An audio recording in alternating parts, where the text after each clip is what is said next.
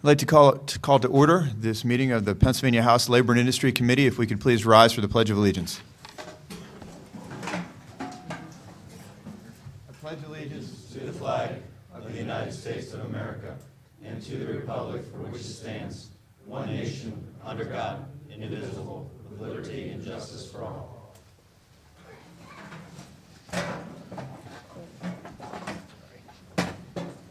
The flag was small but mighty. I'm Stephen Bloom. I've been a member of the House Labor and Industry Committee, secretary of the committee, and I've been deputized by Chairman Scavello to run the meeting here this afternoon.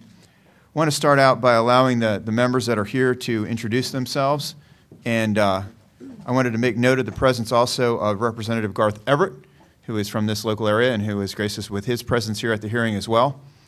And we'll start at my far right and have the members of the committee. Oh, I'm sorry, I did not see Representative Mirabito back there. Thank you, and thank you for joining us. We'll start with the far right, my far right, and we'll have the members introduce themselves. Greg Lucas, 5th District, Erie and Crawford County. Afternoon, Brian Cutler, 100th District, Southern Lancaster County. Linda Schlegel-Culver, 108th District, parts of Northumberland and Snyder counties. I'm Dan Truitt from the 156th District in Chester County. Representative Fred Keller, 85th District, Snyder and Union counties. Representative Pam Snyder, the 50th District, Greene, portions of Fayette and Washington counties. I'm John Galloway. I'm a state representative in the 140th District, which is Lower Bucks County. Thank you. We have been holding a series of hearings on the issue of prevailing wage reform across the state in the Capitol, and today is another in that series. We're trying to hear from local individuals, municipal officials, people in business and people in labor who are interested in the issue. We've heard a lot of great testimony so far. Over the previous several months, there are a number of different bills pending, different possible scenarios for reform of the prevailing wage laws as they now stand. And today we're looking forward to another day of getting some excellent testimony on the record so we can get a better feel for what the appropriate solutions to some of the challenges and difficulties posed by the existing prevailing wage law we can address. I wanted to, in lieu of the presence of our Democratic chair, I wanted to give Representative Galloway the opportunity just to make a brief introductory statement as well. Thank you, Representative Bloom. I appreciate that. First, I want to say, I haven't been to Williamsport since I was a kid. My dad took me here when I was a young boy, and I've been around here for a while, but I haven't really stopped into this town. And I came in last night, and first thing I did was I drove by the Little League fields, and I parked my car, and I walked down that hill, and this is an absolutely gorgeous part of the world. There's places in Pennsylvania where, when you stop in, your jaw just drops, and this is one of them. It's a great town. It's good people, friendly people, and it's nice to be here. I'm what they would call a conservative Democrat. I have a reputation for being, what we used to call a Bob Casey Democrat. I'm not a knee-jerk liberal Democrat. I'm not someone who takes cheap shots. Hopefully I have a reputation of finding common ground and getting things accomplished and keeping my word. And a good example of that is last year when I worked with a Republican governor and a Republican House and a Republican Senate to pass comprehensive illegal immigration reform. I found compassionate common ground and passed something called E-Verify, which is now the law of the land for all public projects in Pennsylvania. We have and I'd also like to say that the people on this panel, the Republicans on this panel, are good people. I have a lot of respect for each and every one of them. Extremely smart, extremely bright. I'm not going to sit here today and take cheap shots. I'm going to stick to the facts. Someone who's been part of this discussion for 3 years now. I've attended hearing after hearing after hearing. And hopefully, this is the last one. From what I've heard, this is the last one. Pennsylvania's in a lot of trouble right now. We're 49th out of 50th in job creation. It's hard to believe when we're sitting on the Marcellus or the Saudi Arabia of Marcellus Shale. Our economy is contracting, unlike New York and New Jersey and Ohio. Let's make no mistake about it. What you're about to discuss, what you're about to talk about, this legislation isn't going anywhere. It's not going anywhere. It's not going anywhere because of me. It's not going anywhere because of Democrats. Democrats, we don't control anything in Harrisburg. We have a Republican governor. We have a Republican House by historic margins. We have the only Republican-controlled Senate in the entire Northeast. If the Republicans wanted to pass this legislation, they could do it today. They could do it yesterday. They could have done it years ago. But they won't. Not because of Democrats. The Senate Republicans are on record as saying they're not going to look at this issue. We have a serious problem in Harrisburg. Nothing is getting done. And it's not because Democrats are fighting Republicans. I'm not going to sit here and say Democrats are any better than Republicans. In a lot of ways, maybe we would be doing the same thing if we were in total control. But why nothing is happening is because Republicans are fighting with Republicans. Republicans in the House are fighting with Republicans in the Senate. Republicans in the Senate are fighting with Republicans in the House. Republicans in the House are fighting with each other. And the governor's fighting with all of them. And nothing is getting done. We go in Harrisburg, we go into session, we break for 6 hours so Republicans can sit in the caucus and fight over what they're going to bring onto the floor. We go onto the floor. Representative Galloway, could we please, I wasn't looking for an extended opening statement. If you would mind kind of wrapping things up so we can get into the testimony of the witnesses that have taken their time to be here this morning. My point is this, and I will make it brief, and I appreciate that. Like I said, I'm not someone who takes cheap shots. But I've been through years and years and years of talking about this bill. And at every single hearing, we're able to prove that people who show that this is going to save taxpayer dollars are wrong. They're wrong because the data they use to extrapolate that conclusion is wrong. Non-union contractors don't submit wage data. Therefore, your data is wrong. Therefore, your conclusions are wrong. Labor costs barely reach 18% of a project, yet you talk about saving 20%. How are you going to do that? What are you going to do? Move it down to 17%? 16%?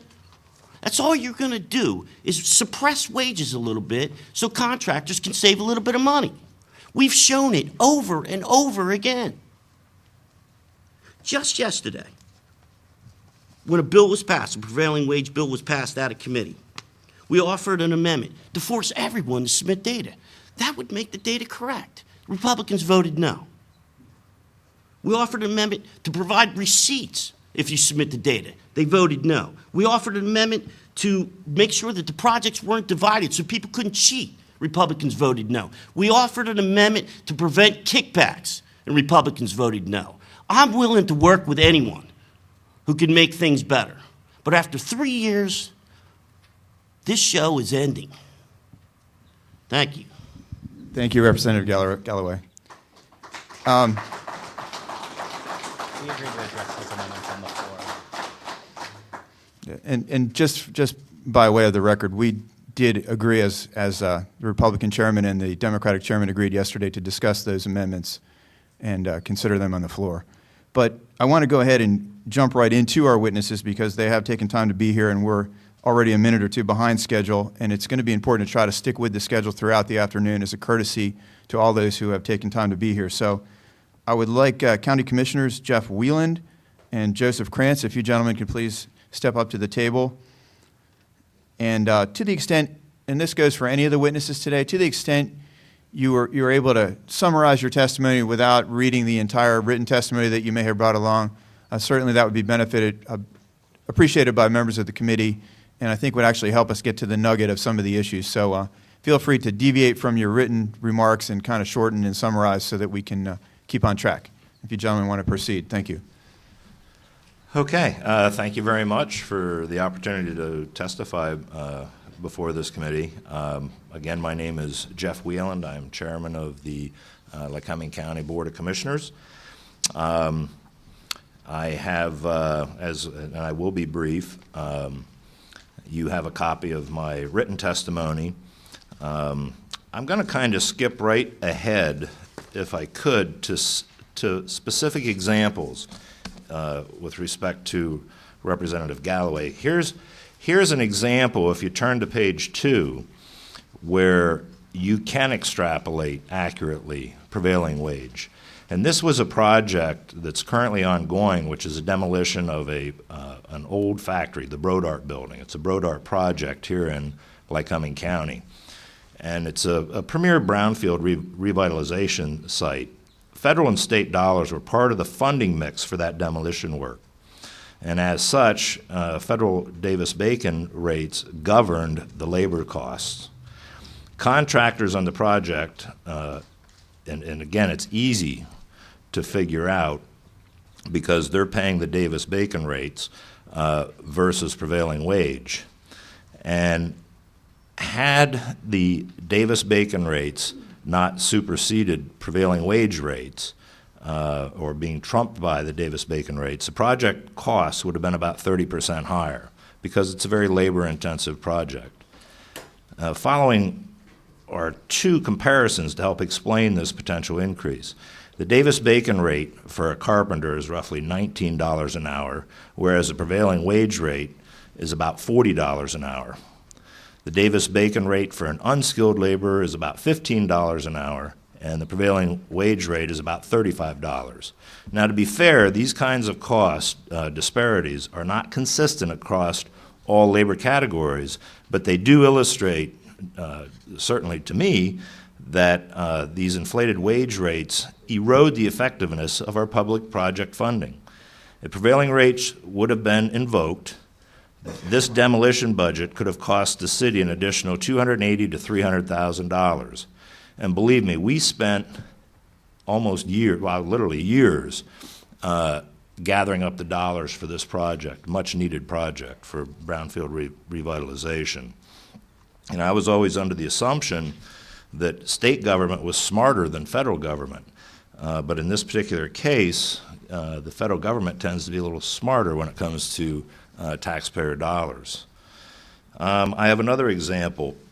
We currently are in the process of building a $3.6 million terminal for the Williamsport Regional Airport, and it's going to be constructed within the next 3 years. And once again, thank goodness, the Davis-Bacon rates are applied, so we're going to save about $350,000 on that project versus the prevailing wage. Another example is our Lycoming County Transportation Improvement Program, or the TIP. We have about $15 million in highway and bridge projects that are funded by $100,000 by state dollars, all subject to the prevailing rate provision. If these projects could have been funded with federal dollars instead of state dollars, thus invoking federal Davis-Bacon rates, it's estimated that approximately $4.5 million in project delivery costs could be saved.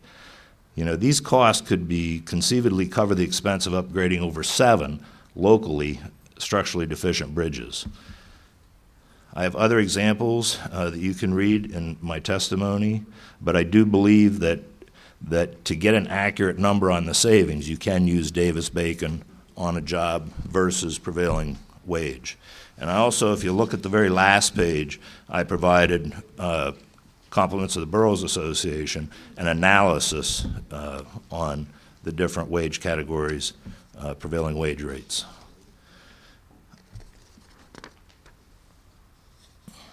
Here's another example.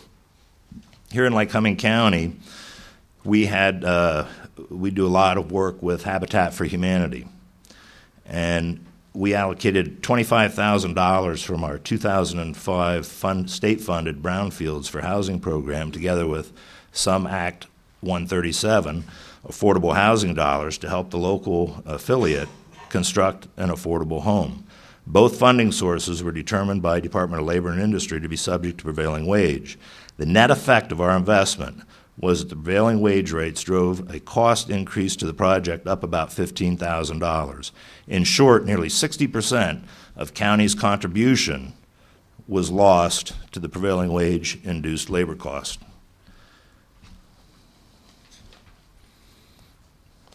You know, ladies and gentlemen, the real crux of the matter here is me as county commissioner, we have a great working relationship with our 52 municipalities. It was only about 2 years ago that we put out a letter to municipalities, 52 municipalities, our authorities, basically requesting, what are your infrastructure needs? And here in Lycoming County, population 120,000 people, we have over $1 billion worth of infrastructure needs. We have a logjam of projects that cannot be done because of the prevailing wage. This stuff gets put on the shelf, so to speak.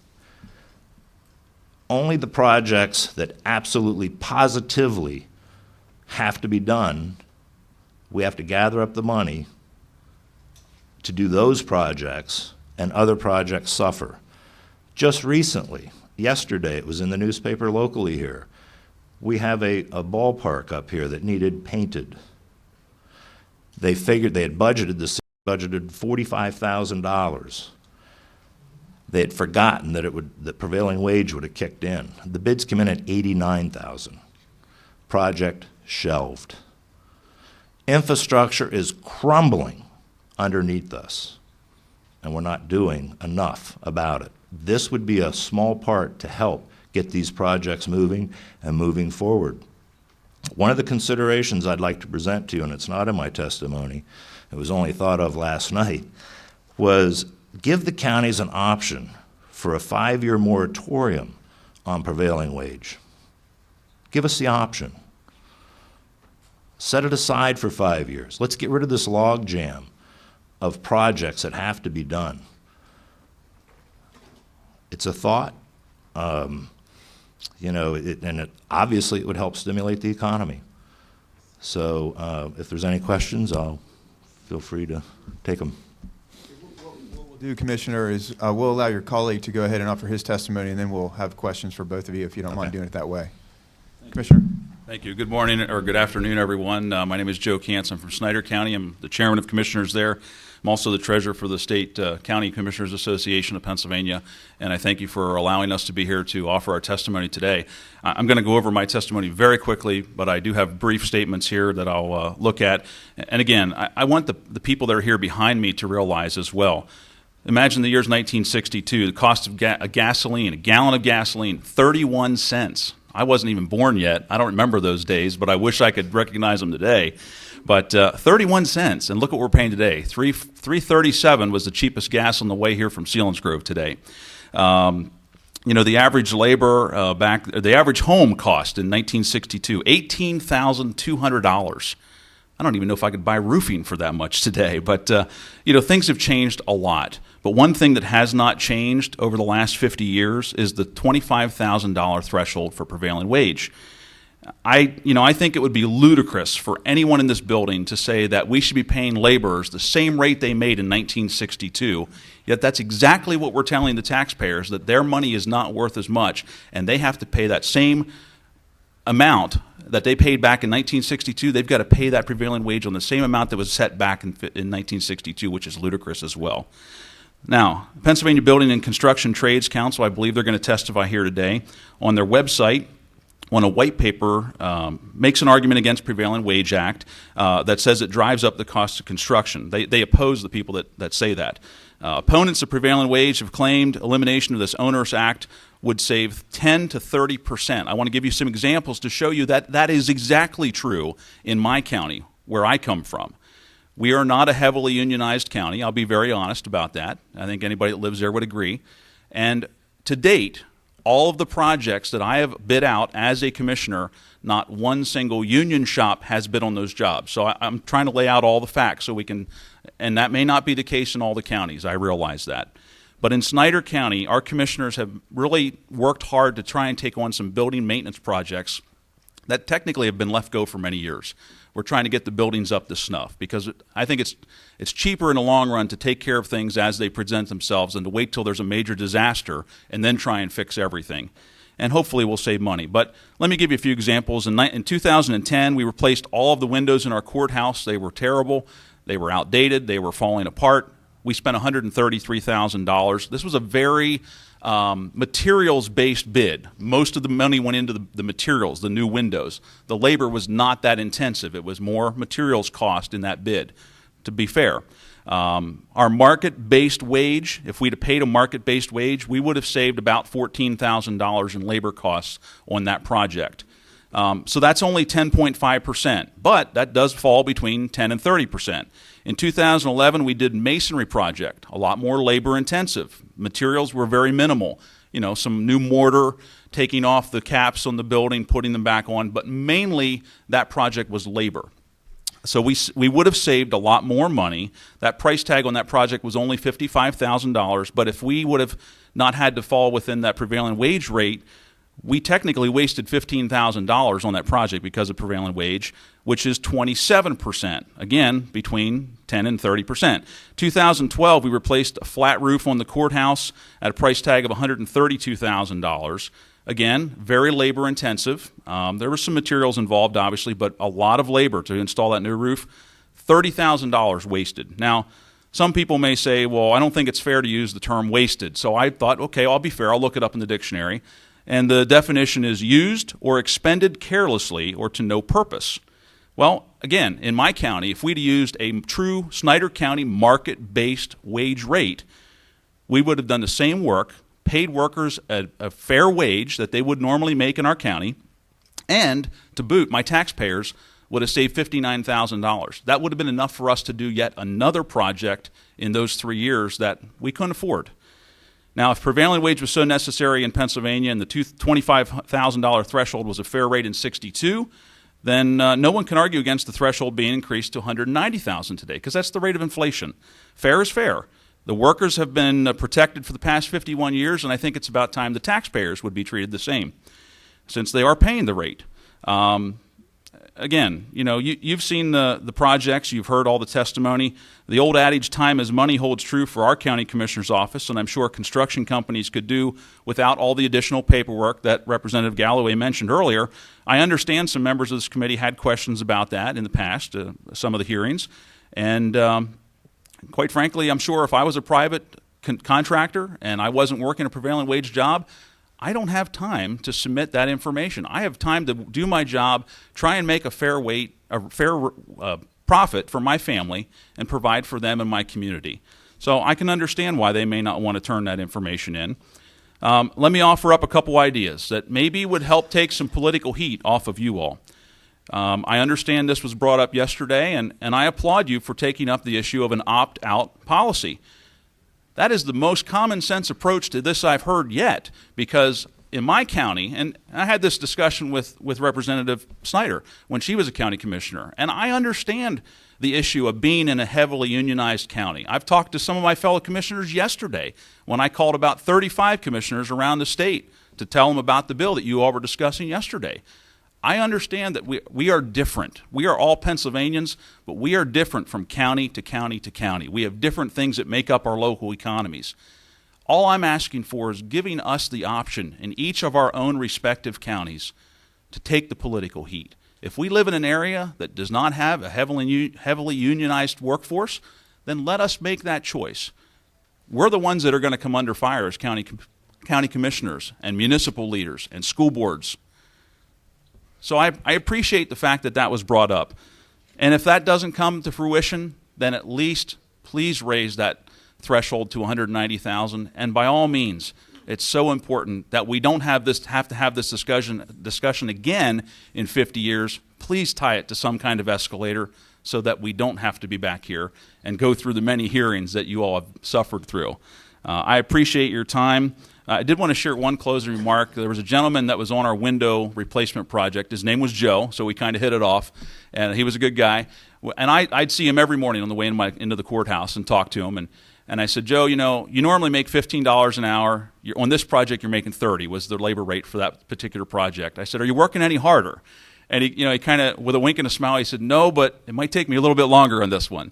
We shouldn't have to be in that situation as taxpayers. I'm here representing my taxpayers today. So, again, I thank you for your time. Thank you very much to both commissioners. Commissioner Wieland, on the projects you were discussing where you had a differential between Davis-Bacon rates and Pennsylvania prevailing wage rates, was there any difference in the quality of work between those two rates? Would the construction have been any different, whether it was paid at Davis-Bacon rates or prevailing wage rates, or was it just more expensive for the taxpayers under prevailing wage? Well, I believe the first example using Davis-Bacon and prevailing wage is an ongoing project right now. So, and again, it's demolition. So, So either way, the building's going to be gone at the end of the day. That's correct. Just more expensive under prevailing wage. And I believe the other one is the regional airport that's yet to be constructed. But I will tell you, as a further example, is we had a pre-bid conference for our landfill, and two of our fields were closing, and we have to put it's like a yarmulke on top of it, and then dirt on top of it, 24 inches of dirt, to close those two fields. Pre-bid conference, our engineers guessing that because it does invoke prevailing wage, it'll be about a $200,000 additional expense. Now, putting a piece of plastic down, I think we could take everyone at that front table with a little bit of practice. We could put a plastic sheet down and run 24 inches of dirt over top of it. And it's going to cost the citizens of Lycoming County $200,000. We could certainly use that $200,000 to go repair one of our over 100 structurally deficient bridges here in Lycoming County. Thank you, Commissioner. And Commissioner Kantz, as far as the project you talked about, is there any difference in the quality of work that would be provided under prevailing wage versus the competitive bid, or is it just a much higher price to the taxpayers for the same exact work? It is obviously a much higher price to the taxpayers. I can tell you, give an example right now. We're doing a painting project on our courthouse. It hasn't been painted for about 20 years. All of the trim around the third story. It's tough work. I particularly wouldn't want to be up there on some of those lifts and ladders, but they're doing an excellent job. And every day I go out front to look at and it just looks incredible because it's just like a night and day change when they finally scrape all that paint off and then apply the new paint. These guys are on a prevailing wage project. It's a $79,000 project, which was not in my testimony. It's evolving here as we actually speak. And, it's a very, as you can imagine, painting is very labor intensive. The paint is minimal cost, but the total project, $79,000, and I haven't seen all the figures yet because they're not in, but my guess is that, we're going to be in the $20,000 range of overage for prevailing wage rates if they were based upon the fact if they were doing a regular job without prevailing wage, it would have been about $20,000 less, is my guess. Based upon the numbers I've extrapolated from other projects, I'm thinking that's about where it's going to be. These guys are all local workers. They take pride in their work. In this particular job, half of them are pastors part-time and take a lot of pride in what they're doing. And I mean, you can see the pride beaming from their faces when they're up there, and I'll yell up to them, and the quality of work is there, regardless. In Snyder County, I don't know how it is in your counties, but in my county, we all take pride in what we do. We expect a fair wage for a fair work. And most of the people in my county, they give more than 110% when they're out on their job. And I know Representatives Culver and Keller know those folks just as I do, and they can speak to that. But it's just an overreaching requirement today to force taxpayers to pay more than what they would need to pay. You mentioned the painting project, which you said is obviously very labor intensive. And you talked about some other projects. Do you have a sense for what the typical range might be for some of these projects? What percentage of the project is actual labor costs that are directly affected by prevailing wage? And again, that's why I pulled out some of the percentages in my testimony. Every project's different. You know, like I said, in the masonry project, very few materials. You're talking, you know, new grout for between the bricks. You're taking off the old capstones. You're putting them back on. You know, we had a stainless cap that goes underneath it. There's not a lot of materials in that $55,000 total price tag. Most of that work is labor.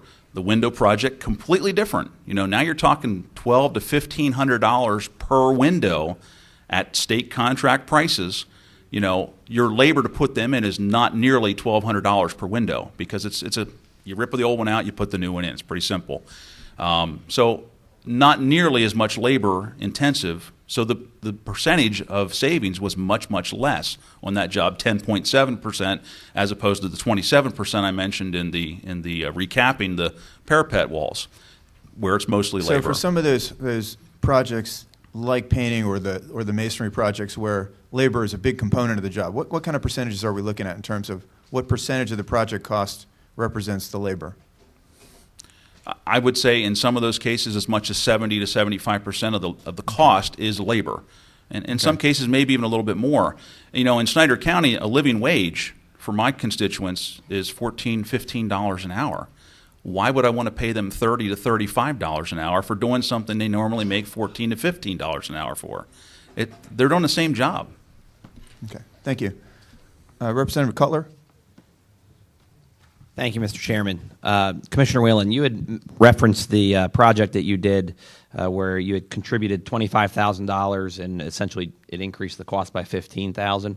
We've had similar occurrences in Lancaster County where we've had projects, libraries, or other investments where we've actually had groups turn down county money or any kind of involvement because of the triggering of prevailing wage rates.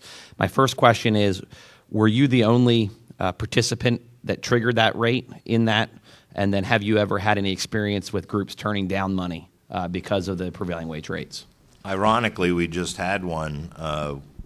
There's a new YMCA that's going to be, in fact, we just had the groundbreaking last week, I believe. And great project. It's on the Pathways to Health out at our new Susquehanna Health campus. A lot of synergy, a lot of help for the neighborhood that it's going to be in. Really going to benefit the whole county. And boy, we really wanted to help them. And, you know, we really had to stay away. We had to get a little creative. You know, we're going to pay for their sewer and water tap-on fees. But, you know, right there's a great example where, you know, we could not help them without driving up the overall cost of the Y, which in today's world they're having trouble enough gathering up the money to construct such a building. So, yeah, there's a great example. Right. Thank you, Commissioner. Representative Keller? Thank you for your testimony, gentlemen. Just a couple things I'd like to discuss here. Commissioner Whelan, you actually in your testimony included a little chart in the back of it. And it has in Lycoming County, and it has prevailing wage. When you're talking about what we pay for prevailing wages, this isn't only speaking to the wage, but also the wage fringes. Is that correct? That's correct. So you pay both of those added together. That's correct. So you know, a plasterer would make $27.91 plus $7.75. In that case, the fringes are, you know, about a fourth. You know, a third to a fourth of what the actual rate is, but some of these are much higher. Do you know how they? I mean, do you know how they determine what the fringes are on these? That I do not know. I think I would refer you back to the Pennsylvania Boroughs Association, which I'm sure you could get almost instant contact with them, and they could explain it. I come from And I private believe industry. at the bottom, it has estimated fringe benefits. Right. I come from private industry, and we had a formula for figuring our fringes, and we paid training, we paid for health insurance, we paid for paid vacations, and we paid for all these other things. And we figured about 1.36%. You know, if you multiplied that, that's your wages and fringes. And I took the one up here, the bricklayer. The fringes here would be like $40-some an hour. And I'm in the mid to high 30s with 1.36. So here again, people that are working paying the taxes, to your point here, and I guess my point, I just wondered about that, I'm more or less making a statement now. From my experience in paying, you know, we talk about training and everything else. In private industry, we had to do OSHA training. We had to do all these kinds of training. We trained our employees. We provided a quality product, yet we did not overcharge for these things. And I guess I just wondered, do you know, do they say anywhere on their website what they can pay with these fringes? No, sir. Again, I'd have to defer to the Boroughs Association and maybe statistician that maybe put some it of the together. people later on can help us with that. Okay, I'll try that. Fair enough. Thank you. Or I can, you know, if you just contact me, I can fire some information back to you on it. I appreciate But as that. far as fringes, I know at county, whenever we, you know, make a hire, you know, our rule of thumb is 30% fringes. Yeah, but in private industry is 1.3. I think we figured Yeah. 1.36. So. Commissioner Cantz, I do know of the project on the Snyder County Courthouse because I've driven by it several times on my way around the district. And I do appreciate the fact that the local governments are looking out for everybody, the workers, the taxpayers, and everybody. But you had mentioned something, and I guess I just wanted to sort of circle back around here. And it's a statement you made with the worker when he said, well, when working on this one, it just might last a little bit longer. I mean, I know it's sort of said that way, but... Sure, and it was said that way. But you have to understand, he's an hourly laborer who's just doing his job. And in that case, it didn't affect the taxpayer any more because we were on a bid. Who did it affect? It affected his employer at that point because he's getting paid $30 an hour when normally he'd be making $15 an hour. So guess what? If it takes him a half hour longer every day for kind of taking his time, that's coming out of the bottom line of the employer, the company that's doing the bid for the county. It's not costing the taxpayers any more on that bid because we have a solid bid, and the total price tag in that case was $133,000. In that case, it's coming out of his employer's pocket. To be fair, I mean, it's not costing the taxpayers any more. We're already paying the prevailing wage on that job. We're already getting hit with that overage cost of $26,000 or whatever it was more. You know, it's in that case, it's coming out of his employer's pocket. I have a question. If you were doing work at your home, would you pay the prevailing wage, or would you pay the wage that's the market in your area? I would pay what the market bears, and I mean, and you would if get my a quality... neighbor was getting the kitchen and I'm getting the same kitchen, it's like he's paying $40,000 and I'm paying, you know, $25,000. That doesn't seem really fair. Okay. Okay. I just wanted to sort of illustrate the point, make sure I understood, you know, that wasn't necessarily the case that it's going to take him longer, but it could. And in that instance, he's actually would be harder to manage if I were a contractor. And I think we have some contractors coming up. Maybe I'll save that question for them. Thank you. Representative Truitt.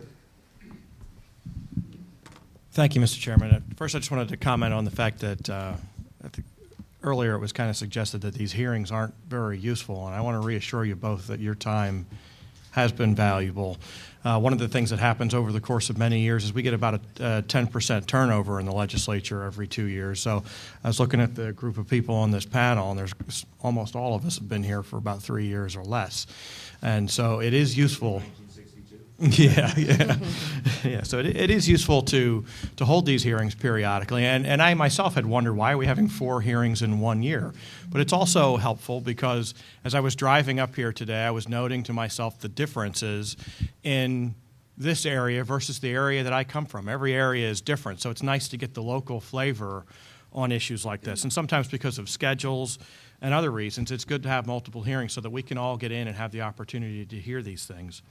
And I want to thank you in particular. As I said, I woke up this morning and I was thinking, I got a 3-hour drive ahead of me. Is this really going to be worth my time? And I appreciate both of your testimony, but your point about the differences between prevailing wage and Davis-Bacon is something we haven't heard before in this series. And so that made it worth the 3-hour drive up and the 3-hour drive back. So thank you for that. The only question I have for both of you, and you may not have an answer for this, but it's something that I've been digging into as we go through these hearings, is we'll hear examples where we're going to pay a worker $15 an hour if they're not on prevailing wage, or $30 per hour if they are on prevailing wage. And Representative Keller kind of touched on this. Do you have an idea what that rolls up to in the end, not just after benefits, but you've got the contracting firm's profit and other expenses that all get rolled into it, so that in the end, that $15 an hour is probably going to get billed to a municipality or a local government at $45 or $50 an hour. What does the $30 an hour get billed to? Can you give us a sense? Does everything roll up to 100%, or is there?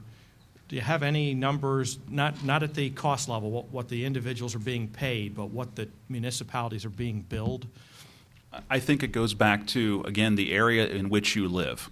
If you're living in, let's say, Berks County, not far removed from Philadelphia, where you have a much higher cost of living and a much higher wage rate, and whether or not, I don't know if that's because of the unions, forcing those labor rates up over the years, but the fact is it costs more to operate a business in Philadelphia than it does in Selinsgrove, Pennsylvania, where I'm from. My cost of living is much less. My constituents' cost of living is much less. And in theory, and in reality, their wages are much less as a whole. In Snyder County, the average household income is about $44,000. Well, people in Philadelphia think that's crazy. They probably think we're living in poverty in central Pennsylvania, when actually we live very well. And I wouldn't trade it for the world, because in central Pennsylvania, we can get by on $44,000 a year average household income. So why would we pay that worker what equates to $70,000 a year or $60,000 a year, when $15 an hour is an average living wage in central PA, not $30, which is where the labor rates are set based upon the labor rates cumulatively from all of the urban areas of the state as well. They shouldn't calculate into those prevailing wages. Me personally, I don't think we should have prevailing wage at all, but that's a whole nother issue. Would you like to add anything to that? Again, as county commissioners,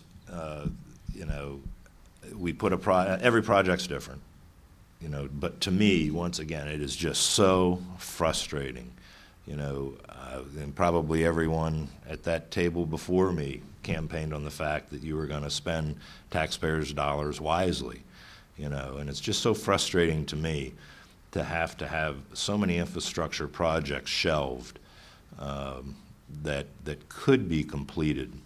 Not all of them, obviously. Sometimes it's like peeing in the ocean and expecting a result. But you have here in Lycoming County, like I testified before, over $1 billion. That's B as in boy, that's a lot of money. $1 billion worth of infrastructure projects, and just the only ones that we're able to afford. And not, again, just because of prevailing wage, but, there's so many more of these projects. If there was just a moratorium on prevailing wage, that we could fund some other projects. We have structurally deficient bridges that we're going to have to start closing. Well, we have a couple of them closed already. We could certainly use that $200,000 from pushing dirt around over there to take care of that particular small structurally deficient bridge. But, it's just project after project after project that has to be put on the shelf because there's not enough money to go around. And we promise to spend taxpayers' money wisely, and this is not a good example. Federal government has us beat. And so fundamentally, you're saying that if you didn't have to pay quite so much on individual projects, you would just do more projects. So we would, while some people would be earning less, we would have more people employed, because it's not like you're just going to take that money and stick it in the bank or something like that. You have enough projects backed up to put more people to work if you could spread the money farther. Well, I told you that we have a lot of projects that have to be shelved. We're going to have to buy more shelves to put all these projects on, because, as we ignore these infrastructure issues, it's not like you freeze frame them and nothing else starts to wear out. I mean, it's a snowball that's picking up momentum. And as we all know, when you roll a snowball, it collects and it gets bigger. And that's what's happening with these infrastructure projects. So again, I respectfully request the consideration of a 5-year moratorium on it so that we can get this logjam of projects moving. Thank you. Thank you, Mr. Chairman. Representative Snyder. Yes, thank you, Mr. Chairman. And it is nice to see my former colleagues here. For those of you that don't know, before I took office in January, I served as a county commissioner for 9 years.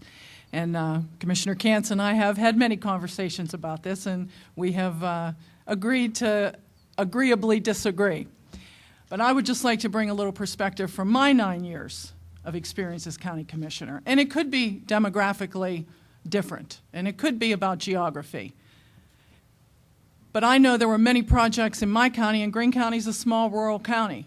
And many times we would have a project that we wanted to do, and we would factor in labor costs, and we would factor in construction costs.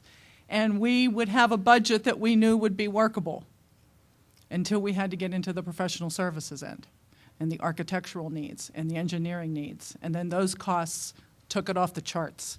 And when you talk about shelving a project, Commissioner Wieland, we had to shelve many projects because when you factored in the professional services, we couldn't afford to move forward. We also had many projects that we did, and we had contractors on the job that wouldn't submit their certified payroll to see if they were paying prevailing wage. And many times they weren't, and their workers didn't know they weren't even entitled to prevailing wage on the job.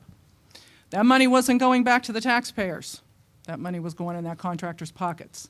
So that's why I'm a little skeptical about, even if we were to wipe out prevailing wage tomorrow, whether or not it's going to save your taxpayers 1 cent. I'm not convinced it will. But my question to the two of you, my friends and former colleagues, would you favor a cap on professional services on a county level for engineering and architectural fees? Well, one thing I didn't mention in my testimony, Representative Snyder, is that we actually hire a professional engineer for the county on all the projects that I mentioned. So those costs were very minimal in the total scope of things, and they were above and beyond the numbers that I mentioned. As far as the cap, I'm not sure how that would work. I've never looked at it before because we haven't had exuberant costs for engineering services. We've got a good local engineer that treats us very fairly, and if they didn't, we'd hire someone else. So. And I was trying to think of your first point. I don't know how it is in Greene County, but in Snyder County, we're required on prevailing wage jobs to follow regulations, and the contractors must turn in complete paperwork as to how much their workers made, what the fringe benefits were. We have to do that. I believe it's a law that we have to do that, so we always have. And we did too, but sometimes the contractors weren't paying it, and we had battles on our hands. Well, I was going to say, I think that would then become a liability for your county. It was, Yeah. and we ended up in litigation many times. So there you had attorney fees. There's a lot to be considered. I don't know if maybe people are a little more honest. We've never had that problem to my knowledge. But contractors might have been from Snyder County. I'm kidding. I know on our engineering, our professional servicing agreements and engineering projects that require engineers, we put all that out for bid, and boy, a lot of starving engineers out there. So we've been very successful in keeping our costs very low on the engineering services for Lycoming County. Representative Galloway. Thank you. Commissioner Wieland, Commissioner Kantz. First of all, thank you for being here. There's no suggestion that your time is wasted. That was not my intent. And thank you for your service. I just want to go over a couple things quickly.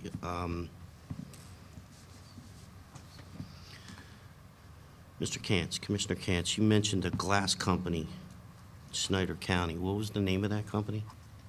Glass company? Didn't you mention a glass company, a glazing company? We did windows. window project. Yeah. But that was a general contractor that took care of the entire project. So they purchased windows for our courthouse. I believe it was, I might be off on the number, but about 66 windows around the outside edge of the courthouse. And that was part of their bid as materials. Okay, thank you. Do you agree that if private contractors participated in submitting their wage data, that prevailing wage could be lowered? I'm not sure how that would work. Well, people who don't participate would submit their data. The people who are paying less in wages would submit their data. It would be counted. Are you aware that non-union contractors don't submit data? The prevailing wage data you're using does not have non-union contract data in it? I guess I don't understand what the benefit to them would be to submit that data. I'm looking for the, okay. Again, I'm not here to belittle people. I'm really. You're talking about a private contractor, correct? Correct. Okay. I'm talking about non-union contractors who do not submit their wage data. I'm asking you, if they did submit their data, would the prevailing wage be lower? You're talking about a prevailing wage job? Yes. Oh, well, in that case, I've answered that question. All of our private contractors who do prevailing wage work must submit prevailing wage data on that specific job. Representative Snyder and I just talked about that. We've never had anybody not, because if they weren't, they wouldn't be following the regulations.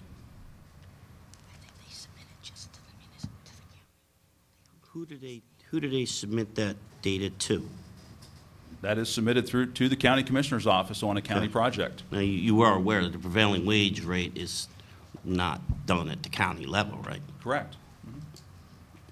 Correct. So what good does it do to submit it to the county?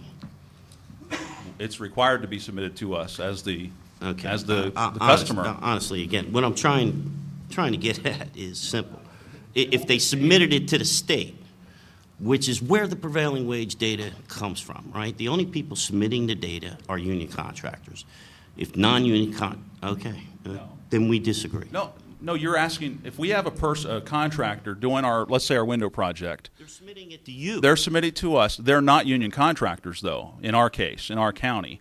We've never had one union shop bid on any of our projects. They're non-union private workforce laborers.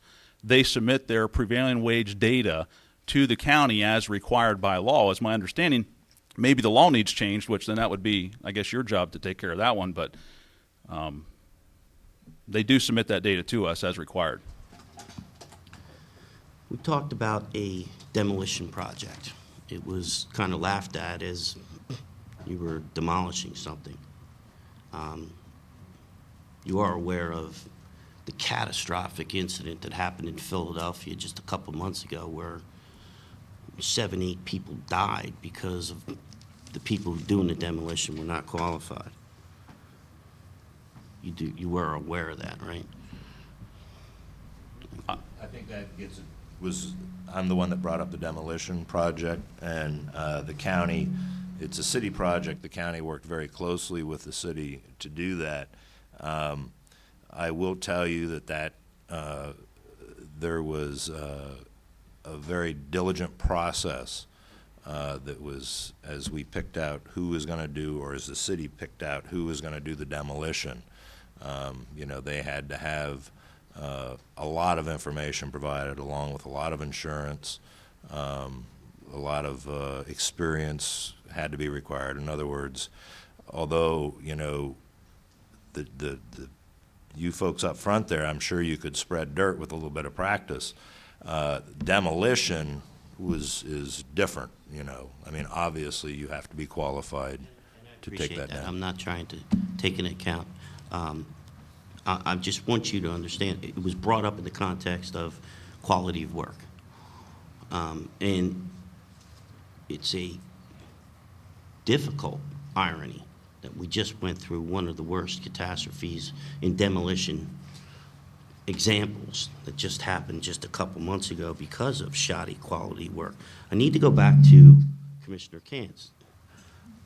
You keep saying that they submit their data to you. They're not submitting the data to the state. That's the whole point. That's what prevailing wages is determined. You understand my point is we're doing what we're required to do by law. I so- agree. But prevailing wage is determined at the state level. It's done by contractors who submit their data. And the only people submitting their data are union contractors. So we agree. And you're aware of that. I would And assume if that everybody that's submitted true, their but- data, would the prevailing rate be lower? That's my question. It's been my question since the beginning. You don't think so? I have no idea. Okay. If they're not doing All it, right, I can't make that all right. guess. One last question. And it was brought up over and over again passionately by Commissioner Whelan, and I appreciate this because this is what is happening in Harrisburg today. Transportation, infrastructure, all right? The governor's begging for a bill called Senate Bill 1. Senate Bill 1 is a Republican bill passed by, I believe, Senator Rafferty. Senator Yaw, the state senator from this district, voted for it. It's a $2.5 billion infrastructure project. I support it. I think Pam supports it. Representative Snyder supports it. I'm ready to vote for it.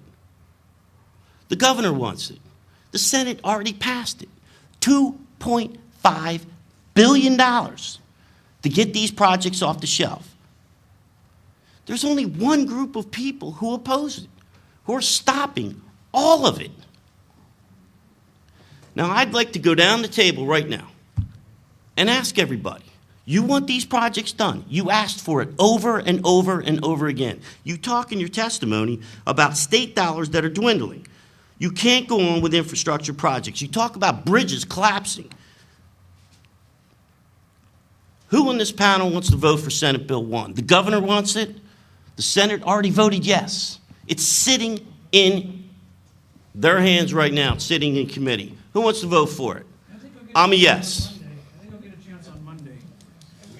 Yeah, we're not going to get into speculation on how members are going to vote. Do you have further questions, Mr. Galloway? What you want money for infrastructure? You want money for transportation? Then you're going to need to convince the people on this panel to vote yes. And so far, they've told everybody, including the governor and the Senate, that they're not going to vote for it. They want Democrats to vote for it. That's what they want. They've come to us and said, you know what? We want you to vote for it because it's a tax increase. Mr. Galloway, would you suspend for a second? Hold on. I I drove 3 hours to get here, and I'm almost finished. Mr. Galloway, They want us to vote for a $2.5 billion tax increase so they can keep their pledge of not raising taxes. Would you please suspend? I have an inquiry from another member. Representative Truitt? Mr. Chairman, I believe the purpose of these hearings is to hear from testifiers and collect data, not to make political points. And ironically, Mr. Galloway started off by saying he wasn't going to be taking cheap shots today, and that's all he's been doing. That was a cheap shot. Are you going to vote for the bill or not? The governor would like to know. Thank you, Representative Galloway. We're gonna move on. Our time for these witnesses has expired. I do want to advise both of you guys, and Representative Galloway had a point about the contractor data.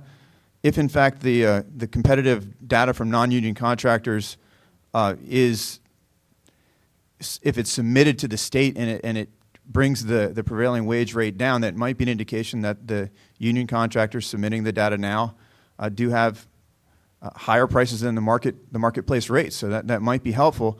There is a bill that Representative Delosier, one of my colleagues from Cumberland County, has introduced that would in fact allow the private contractors to enter that data in the state system on a confidential manner, much like is done with the Davis-Bacon data, to encourage them to do so.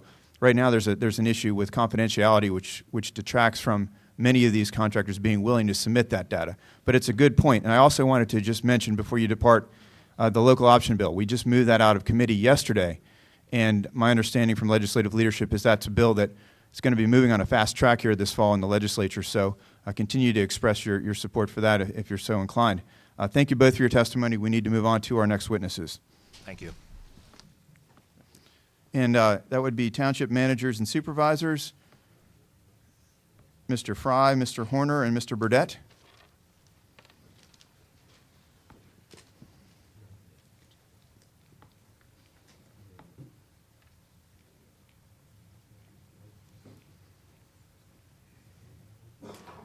And I would encourage you, gentlemen, as well as the first set, if you're able to summarize your testimony, that would be ideal, and you can proceed in the order that you're listed on the agenda. Mr. Fry. Thank you very much, and I appreciate the opportunity to speak before this panel. Listening to this last session, I really feel sorry for you guys sitting up there. It's brutal. I can't believe it. Listen, I got a question.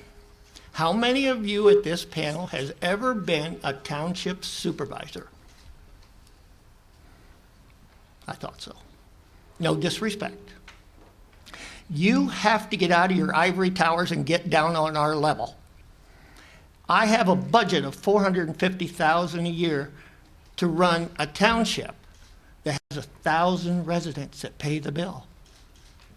These people bitch and complain, and I will keep my language clean.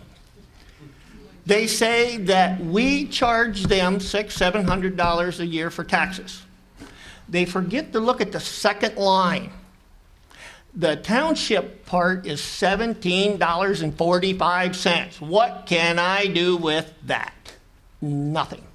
Meaning prevailing wage in our township level and the rural areas in central PA, North PA are less than our budget.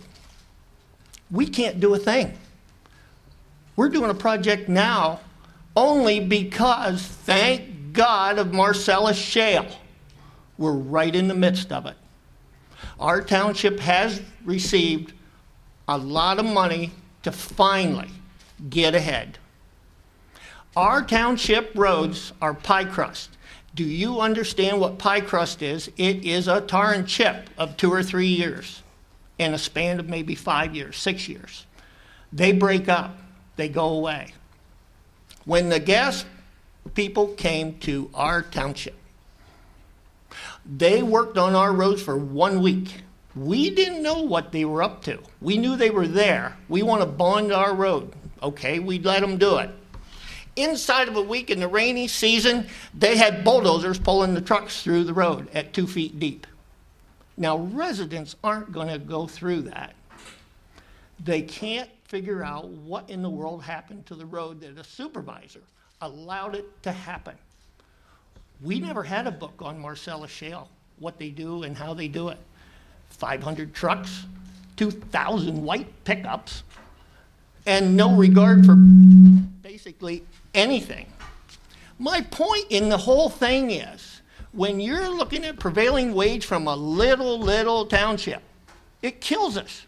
We can never afford to do any projects. And the biggest complaint that we have is the maintenance. Get prevailing wage out of the maintenance side. Allow us to reconstruct a road, a pie crust road that needs milled, is not widening the road, it's not altering the width, all it's doing is reconstructing the top. I'm going through that project right now.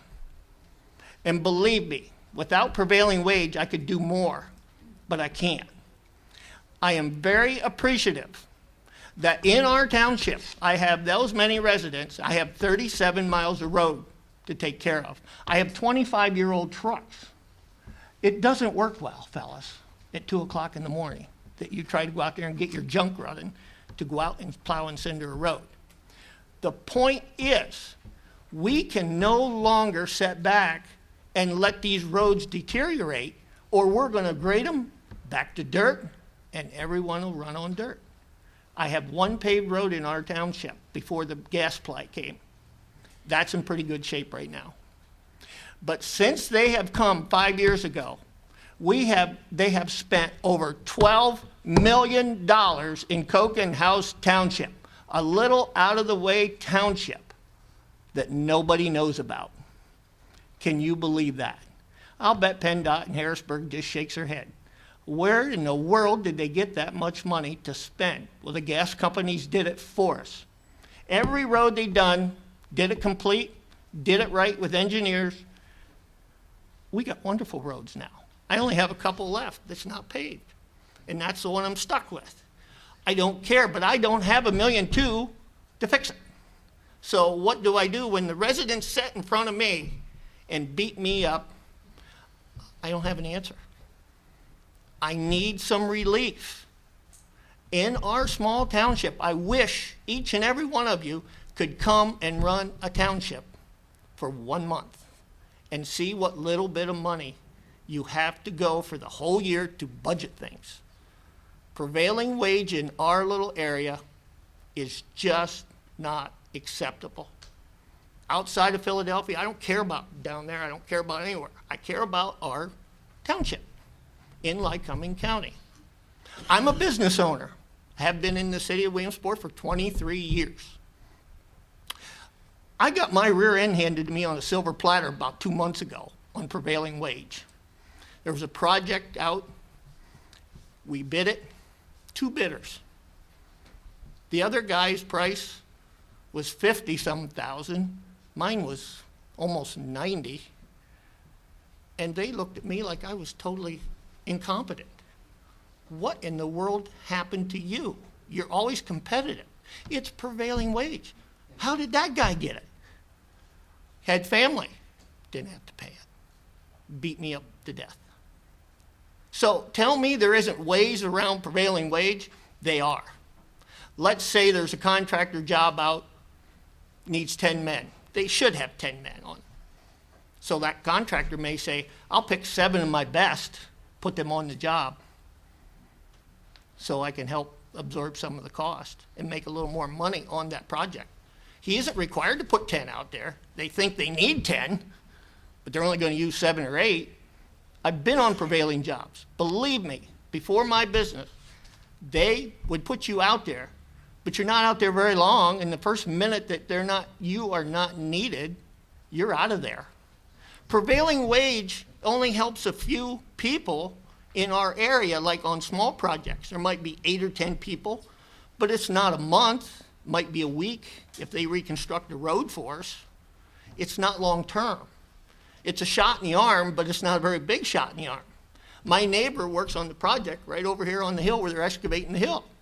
He's a mechanic, $31 an hour. He gets at prevailing wage over there. He works in the garage, but it's the same work he's doing, basically mechanicking, but it's for half of the money. But he's still doing a quality job. You talk about quality. Quality, like in my job, I would have done that job for about $50,000 or $60,000 that I previously talked about. And the quality of work would have been the same because I do the same every job. The quality in that case would not have been compromised. So our point in this whole discussion, you've got to understand us little people out here. This is where it really bites. I'm a member of the Lycoming County Planning Commission. I'm vice president of the Board of Supervisors in the county. I own my own business. And I can tell you, you see it every day. It is really to the point where the can is getting pretty well dented from being kicked up and down the street for 3 years. You cannot continue to allow this to keep going. You have to give somebody some relief someplace. A local contractor, we had a salt and cinder shed bid come out. Last year, I called our local contractor. He come up and give me a price of $48,000 just to build a shed over cinders so they don't freeze. This last spring, this summer, we had it bid at $77,000 due to prevailing wage. I didn't make the rules. I had to abide by them.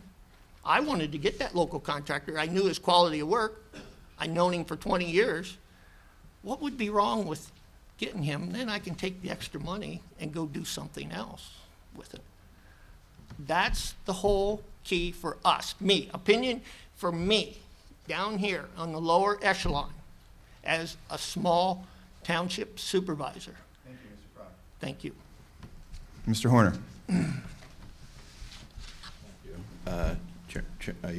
Are you chairman? Sir. Chairman Bloom? I appreciate the opportunity to give testimony, and I'm a township supervisor in Chapman Township, Clinton County. I chair the board, and I'm also first vice president of the State Association of of Townships of the Second Class, and also the chairman of the executive board of PSATs.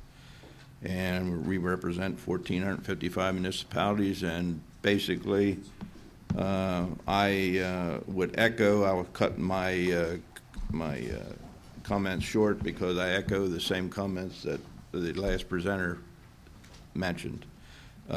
We do support House Bill 796. We would like to see it amended to $189,000 with the prevailing wage limit raised because of the 1960, since the cost of living has changed since 1963.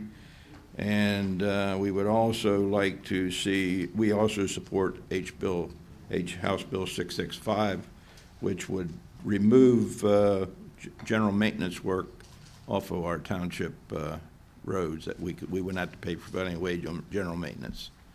So basically that's, and as mentioned in my comments here, I do take care of a small water company, and we have serious problems with leaking pipes because it's an old system, and we cannot afford the cost with prevailing wage involved to replace a lot of this piping because of the higher cost, and we're just band-aiding it right now, just keeping it together to provide water for our residents. So, and we have other projects we'd like to do, but we just can't find the money. We're only a township of 848 population, so it's tough. And that's basically it. You have a copy of my total testimony here. Thank you, Mr. Horner. And Mr. Burdette? Yes, thank you. My name is Bill Burdette. I'm the township manager and the treasurer for Loyalsock Township. Loyalsock is just to the east of the city of Williamsport, population of 12,000, and we have a large commercial area just to the east of the city of Williamsport. I'm here to talk to you today about the effects of prevailing wage on local governments. In Loyalsock Township, we have 66 miles of roadway that we maintain. Most of it is paved. I think all but about 1.5 miles of that is paved roadway. And the impacts of prevailing wage on paving have been significant. I think it was either 2007 or 2008 where the ruling changed and paving and milling became, or I guess the classification changed from maintenance to construction, and then we were required to use prevailing wages for those bids. That year, our bids rose by 20%. And I know everybody's talking percentages, everybody's arguing, is it 5%, is it 30%? I really don't think it matters. If it's 1%, why does the state legislator want us to have to pay more to maintain public roads? In the state of Pennsylvania, I did a little research. In our state, we are ranked 38th in the nation in one study that I researched. 2 other studies, we didn't do so well. We were ranked 43rd out of the nation in maintenance of our roadways. So I think that's something that the legislature needs to consider when considering this. Shouldn't we be putting all the money that we have available, which is never enough anyway, but shouldn't we be putting all of that money available into maintaining our roadways in the Commonwealth of Pennsylvania? If you do nothing else, I urge you to work to reverse that decision. That would be the most important thing you could do for local municipalities, is try to reverse that decision. In addition, we do a lot of projects in Loyalsock Township. We do a lot of large projects. Virtually none of them are under $25,000. So the prevailing wage law applies to anything that we bid out. I've been there 15 years. There may have been one project that was under the $25,000, but it was a community development block grant project, which required it anyway. I talked to our engineer, Larson Design Group. They're a local firm here in the Williamsport area, and they use a percentage of 20% on all projects. And what they explained to me was explained to you earlier. It depends on how much labor is on a job, but they, when estimating costs, typically use about a 20% for any project that is publicly funded. And I guess what doesn't make sense to me, I'm not a political person, but what does not make sense to me is the same engineering firm is going to design a building for a bank or a hotel or a high-rise office building. The same firm is designing a senior center, a park, a school, roadways, water and sewer projects, and they go out to bid. Why are we? It seems backwards. The entity with money, the banks, the entrepreneurs, which I'm not against business, they get a break, but the taxpayers, through our municipalities, the taxpayers pay more. And according to our engineer, I didn't make this up, Larson Design Group estimates 20% more, depending on how much labor and how much equipment is on a job. So, again, if we want to argue over the number, again, even if it's 2% or 5% more, why do we make local governments who are struggling pay more than what you make? You don't have any limits on private enterprise. So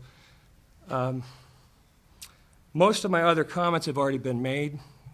You've had a lot of these hearings, so I'm sure you've heard pretty much everything else, and I'd be happy to try to answer any questions. Thank you, guys. All good testimony from all three of you. We have some questions from the panel. Representative Keller. Thank you, gentlemen. Appreciate your testimony. Just a quick question. I guess I'll ask it for the whole panel. We have a bill that we just brought out of committee yesterday, House Bill 1538. Senator, I just gave him a promotion, didn't I? Representative Miller's bill. If you were given the choice to opt out of the Prevailing Wage Act for your municipality, would you? Yes. How soon? Would it be something that you'd wait to act on, or would you act on immediately? Yesterday. Okay. We do it immediately before we let our next contract. Okay, thank you. I just have one other question, and it's for Mr. Fry. You had mentioned that you have your own business. Yes. So you have employees? Yes. I'm a small company. You're a small company. Your fringes. What do you figure for fringe benefits rate? Don't go down that road. I have no fringes. Okay, sorry.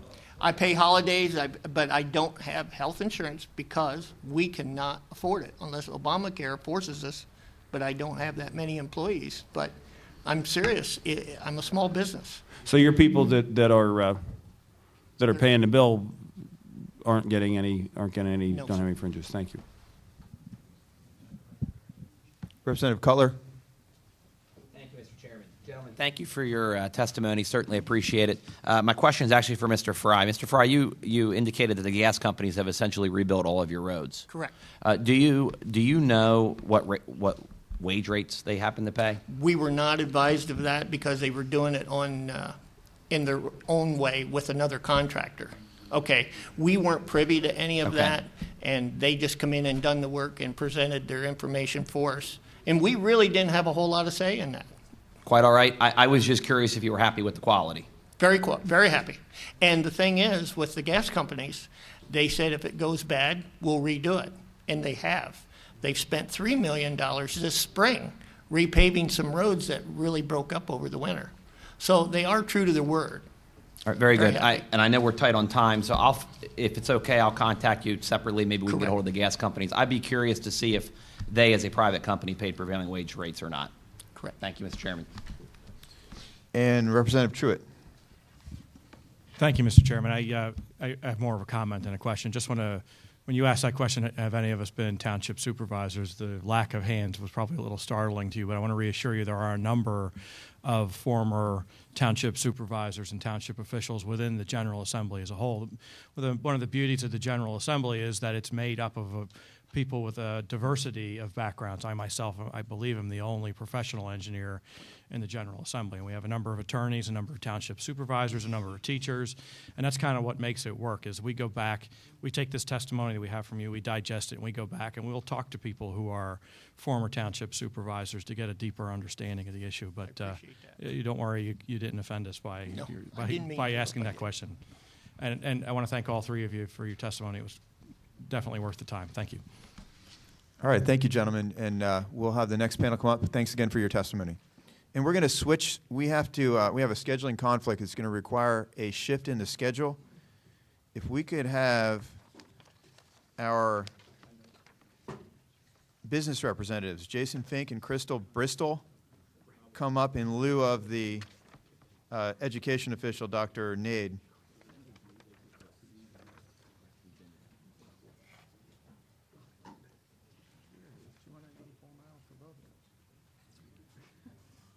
And thank you very much. And Mr. Fink, if you want to proceed with your testimony. Okay. You all have a copy of it, so I won't read it to you. Just wanted to point out, first of all, Jason Fink with the Williamsport-Lycoming Chamber of Commerce. I also serve as Executive Vice President for our Industrial Properties Corporation here in Lycoming County. And we have worked on a number of projects as a conduit for financing of state-funded projects to be able to assist with companies who are doing projects in a community, and we're the ones who undertake the work on behalf of a public entity to be able to assist. For example, recently we worked on an IDP grant. That's no longer a program within the Commonwealth, but we're wrapping up the end of that. And it was to assist a township that was having some industrial development take place, and that program funded public works projects that were being impacted by industrial development in a community. For example, where this project was taking place was in the eastern end of the county in Representative Everett's district. The township had a road, the prior supervisor was speaking about pancaked roads, and this was a road that was similar in nature. It was going to need to be upgraded to deal with the increased traffic that was going to be coming from this industry. They were bringing 600 jobs to the community, and their investment was being leveraged towards this grant. The grant could have gone directly to the company to aid them to assist the township. However, the reason why they did not directly access that and why it went to the Industrial Properties Corporation was because of prevailing wage. The escalator on their $50 million investment would have impacted it by another 20%. You have projects like that that are taking place that are impacting the private sector as well as the public sector. And you know, as we sit here in this room right now, if you're reading the local newspaper in the Williamsport Sun-Gazette, they're talking about this building right now that is in dire need of work. You see water stains right there. They have a new roof that needs to be done here. They don't have the money. You know, townships, we're listening to townships. You have local municipal leaders at all levels, school districts as well, that are being impacted by the fact that they don't have the money available.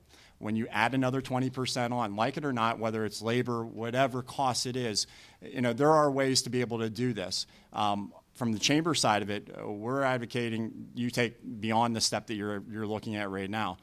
We would recommend that you take and join the other 18 states who do not have prevailing wage. The fact of the matter is those states are able to do it. They're able to take on public works projects to be able to do them properly, safely, and I understand the fact that, you know, we have the need to make sure that they are done quality as well as safely at the same time. If they're able to do it, why can't Pennsylvania do it? You know, if we're not able to compete, which we've heard other municipal leaders speaking about the fact that their hands are tied right now. Industry needs to be able to have the public infrastructure to be able to continue to do their work. They're paying the taxes. Why not effectively utilize those taxes so that they're able to maximize those public works projects so that we can see more growth within the Commonwealth? Right now, you look at the rankings of Pennsylvania historically. You know, it doesn't matter if it's a Republican or a Democrat administration. We have ranked very poorly in being able to attract new industry. And the reason being is because one of the issues is the fact that we have a very strained infrastructure, public infrastructure. If we were able to dedicate more resources to be able to accomplish more of those projects, everybody would win. Not only the companies being able to take on those projects, but ultimately they employ people, being able to get labor more opportunities to take on more public works, being able to add another 20% basically into those opportunities. So again, you have my comments, and if there's any questions at the end. Thank you, sir. And Ms. Bristol. Good afternoon, Chairman Bloom, Chairman Keller, and members of the House Labor and Industry Committee. My name is Crystal Bristol, and I live in Troy Borough of Bradford County. I am a councilwoman on Troy Borough Council, the chair of the General Government Committee, and I'm also the full-time business manager at Bristol Excavating Incorporated, my family's small business that's a trucking and excavation company. Thank you for this opportunity to testify. You all have my submitted testimony, so I'll just paraphrase what I have to say. First, I'd like to share a history on our company.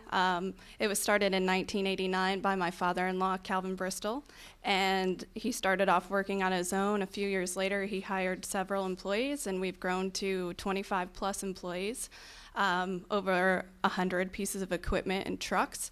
And granted, a lot of our success is due to the development of the Marcellus Shale in our region. But prior to that, our work was generated by municipalities, farmers that had received state grant money, and school districts. I would like to address the issue of compliance and the administrative challenges that come with the current prevailing wage law. When we bid a prevailing wage project, the first thing we do is review the prevailing wage project rate sheet. This document is usually about 14 pages long and literally consists of 47 job classifications for building projects and 25 job classifications for heavy and highway projects. There are also 5 pages of classification definitions to back up these classes so that, for example, an employer can determine which of 6 labor classifications their foreman would fall under. If we are successful with our bid and are awarded the project, we then have the weekly challenge of compiling certified payroll reports. I'm the only employee that works in our office except for my part-time assistant. On a weekly basis, I execute payroll, employee benefits, accounts receivables and payables, advertising, new hire training, safety initiatives, estimates, contracts, and ensuring that we're in conformity with all the licenses and regulatory compliance that comes with working in our type of industry. I did a quick Google search before writing my testimony and have found 48 other excavation contractors in Bradford County alone. This confirms the fact that we have to stay very competitive in our bidding, and we're able to do that by keeping our overhead costs low, unfortunately at my expense. When we take on a prevailing wage project, certifying payroll takes up a significant amount of administrative time that could be more effectively used elsewhere. The following paragraphs in my testimony cover several cost examples of projects that we have bid based on prevailing wage and as a private shop. I'd like to spend the rest of my allowed time here on the floor to address some of the questions that I've heard from the panel earlier in the day and by watching previous sessions that were held. The first question is in regards to submitting our wages to labor and industry. As I covered in my testimony, we have very valuable administrative time in our office, and I honestly have not had the chance to look up how to go about submitting our private closed shop wages. My second concern was addressed today is the privacy concern. In Bradford County, of those 48 contractors that I mentioned, I don't think any of them have union shops, and only a handful of them do bid on prevailing wage jobs. If Joe contractor down the street knew what we were paying a truck driver, it would make us a lot less competitive in our local market. Back to my point about the valuable administrative time. In our industry, we are already overly regulated. In a fleet of approximately 12 trucks, I have IFTA, New York State Highway Use Tax, waste hauler permits, motor carrier registrations, PUC to comply with, United Carrier registrations, DOT, apportion plates, filing 2290 information, and that's just on a fleet of 10 trucks. You go into excavation and grading of land, and you get into a whole nother area of regulation, and honestly, the last thing I need is more forms to fill out and compliance, and it would admittedly help us. I mean, it would help the wage base in our area, but I think a lot of the other contractors are in the same boat that I am. The second issue that I would like to address is work quality. The best way to ensure a high quality of work is for the project owner to properly screen contractors through a pre-qualification process, something that is not, to my knowledge, required by the Prevailing Wage Act. However, most project owners require the presence of surety bonds on projects. I do think that is a requirement of the Prevailing Wage Act to ensure that the contractors pay their bills to suppliers and complete the project in a satisfactory manner. Most contracts also require a maintenance period of a year or more. That may also be a requirement of the Prevailing Wage Act. This is truly the most efficient way to ensure a project is completed successfully. Seeing as how surety companies require a rigorous qualification process and don't tend to bond contractors outside of their proven capabilities, this takes the burden of researching contractors off of the project owners or the municipalities by simply requiring a bond. Simply paying higher wages does not ensure a higher quality of work. If that were the case, every time I needed to hire an employee, I could just go through a stack of applications and see who was making the most money at their previous job without taking into consideration their references and hire them solely on that fact. The fact is that hundreds of projects are successfully completed every day for private companies because the owner of the project takes the appropriate action to screen contractors and require appropriate bonds. My final point is that in our area, prevailing wage does keep the work local. This is, we're located near the New York State border, so contractors from out of state frequently bid on our local projects using a prevailing wage-based paycheck to entice employees to make a long, unpaid commute to our backyards. No part of the Prevailing Wage Act requires bidder to be locally based or have a headquarters in Pennsylvania. If these employees weren't guaranteed such a high rate of pay, they would be a lot less willing to make such a lengthy commute. Thank you. Thank you very much. Question for you, Ms. Bristol. And this is a, I don't know, this is not a question I know the answer to, I'm just curious. Has your company ever decided not to bid a project because of all this bureaucratic burden of compliance with the prevailing wage law? Has that actually discouraged you from bidding? Yes. We had a very large privately held commercial projects this year, along with 3 other medium-sized municipal projects that were held under the Prevailing Wage Act. And we looked at bidding on another road maintenance project actually in the borough of Troy and did not bid on it because it was a prevailing wage, and we already had our plate full with the other 3 that we had going on. For me to do 3 separate certified payroll reports a week is extensive. So it'd be fair to say that municipalities, governmental entities are literally getting fewer bids on their jobs because of the prevailing wage law, so that ultimately it's a less competitive environment and they may not be getting the best price. Correct. Like I said before, there's 48 contractors in excavation in Bradford County alone, and I can name 5 of them that actually bid on the prevailing wage projects. So when we do bid, we have a relatively high success rate because there aren't very many contractors that are bidding on it. Thank you. And that's echoing what Representative Truitt said earlier. We learn something new at every one of these hearings. I have personally not heard that type of testimony yet, and that's very important to know, and I thank you very much for that. Thank you. Representative Keller. Thank you for your testimony. I just have one quick question for Crystal. You'd mentioned in your testimony about the fringe benefits and what you do with those. You put them into, I guess, 401k for your employees. That's correct. Do you know what other items that fringe benefits can be used for? I do. This is a certified payroll report that I fill out, and it actually says on the second page what items they can be used for. Medical or hospital care, pension or retirement, life insurance, disability, vacation, holiday, or other. We actually do offer medical coverage to our employees. It's not through a traditional group health. We do more of a reimbursement program, and we can't count that towards our fringe benefits, so we do put the whole amount in their 401k. The other category, so where would I find out the information on what you can use other? I mean, that to me can be a pretty broad category. Honestly, I've never researched that. Okay.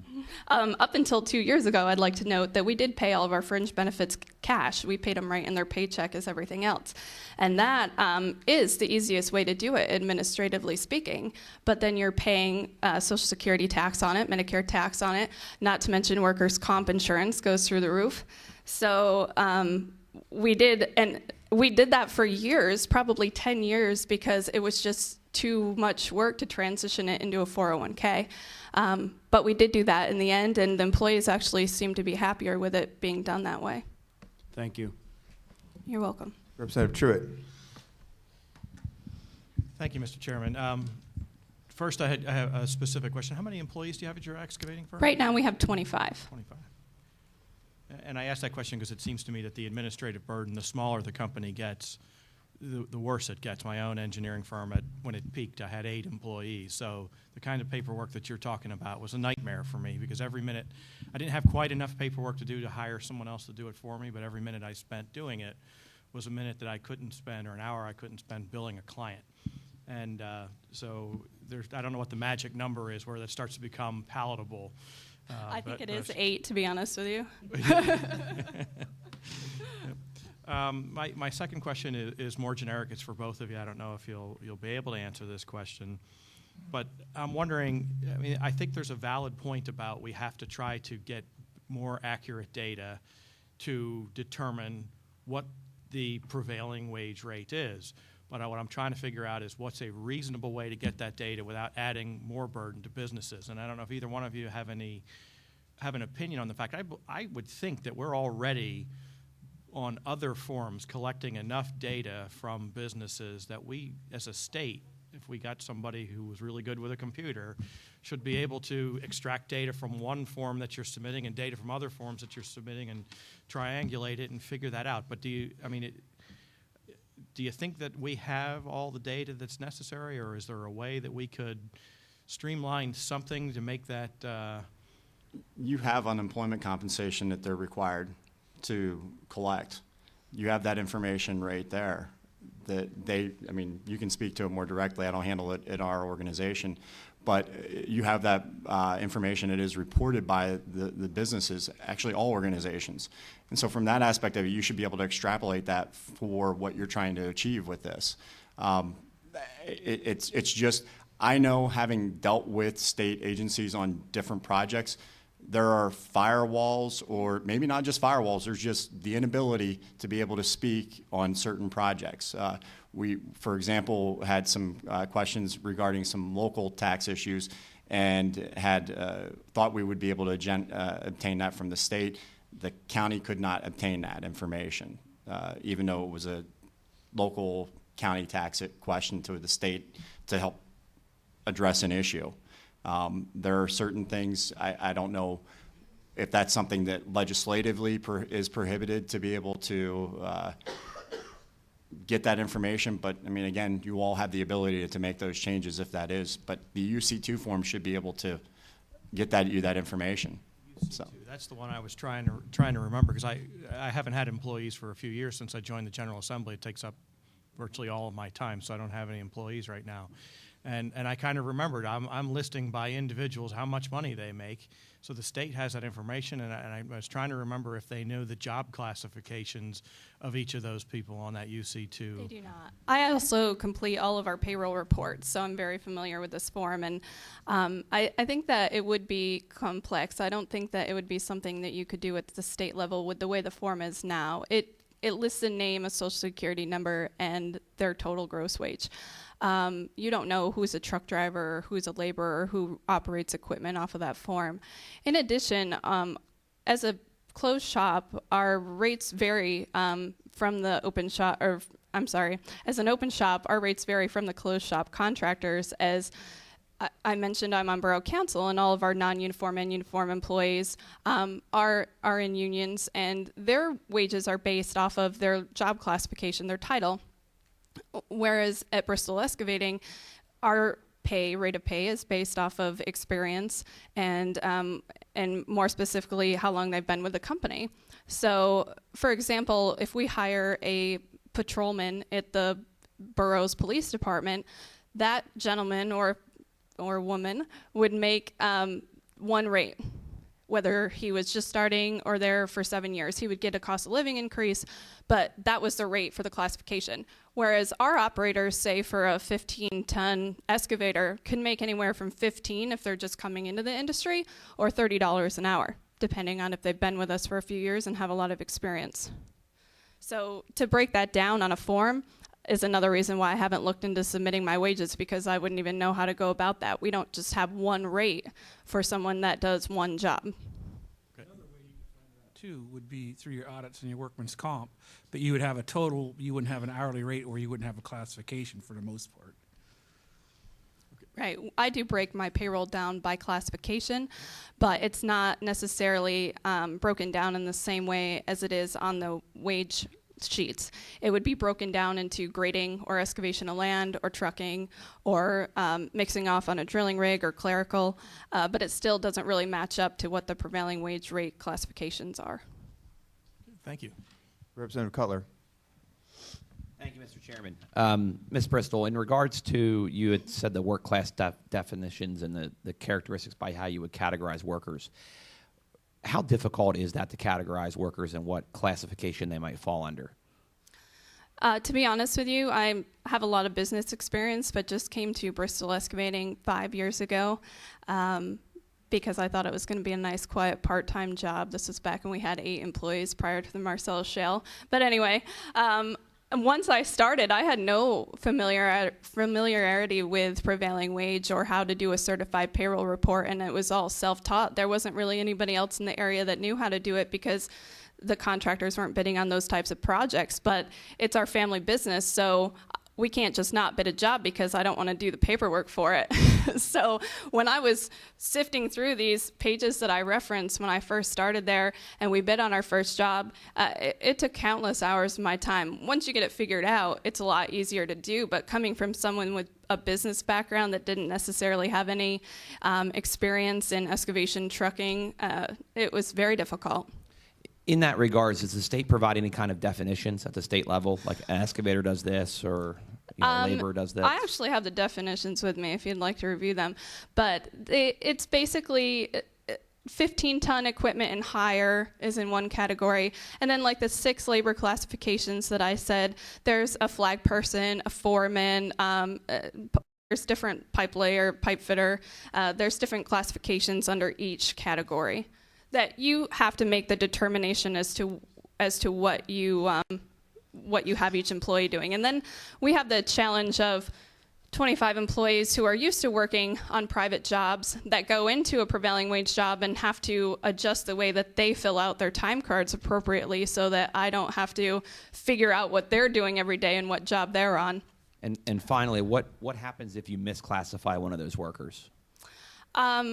Actually, when I first started, what we did was you're required by the Prevailing Wage Act to post the rates, and we're also required to post the definitions. And I would talk to the group of employees that we were sending out on a job and say, if you're doing this, and I'd give them a little cheat sheet that would tell them what labor class to put on their time card. But I do require them to determine what class of job they're working on, and they submit that to me. So I'm not determining it for them. We have been through 2 labor and industry audits since I've been at Bristol Excavating. Everything's been good, by the way. and we have talked about that before. You do have to back pay an employee if you classify them wrong. But that's, again, why we put the responsibility on the employee to tell us what they're doing. All right. Thank you, Mr. Chairman. Okay, thank you both. Excellent testimony, thank you. And we are now ahead of schedule, but if our organized labor representatives, Mr. Siriani and Mr. Amaros, are ready, you guys can come on up.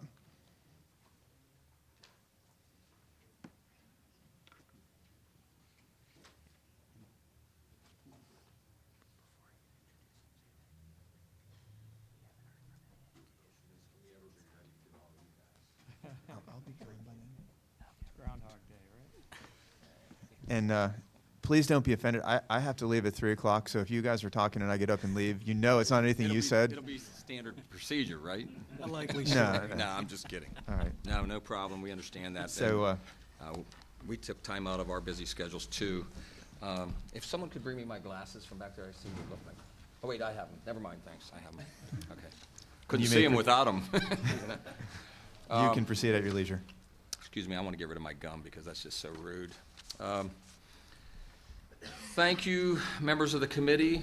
I understand that the 2 chairmen couldn't be here today for other commitments, and this has been a long, long haul of hearings, and we thank the entire committee for organized labor to have the opportunity to testify in front of you on this important issue to all of our members who are taxpayers in the Commonwealth of Pennsylvania. My name is, again, Frank Siriani, President of the Pennsylvania State Building Trades Council, and I represent 113 local unions and 16 regional councils, which collectively encompass 136 construction workers in the Commonwealth, which is, according to L&I statistics, a third of the construction workers in this Commonwealth.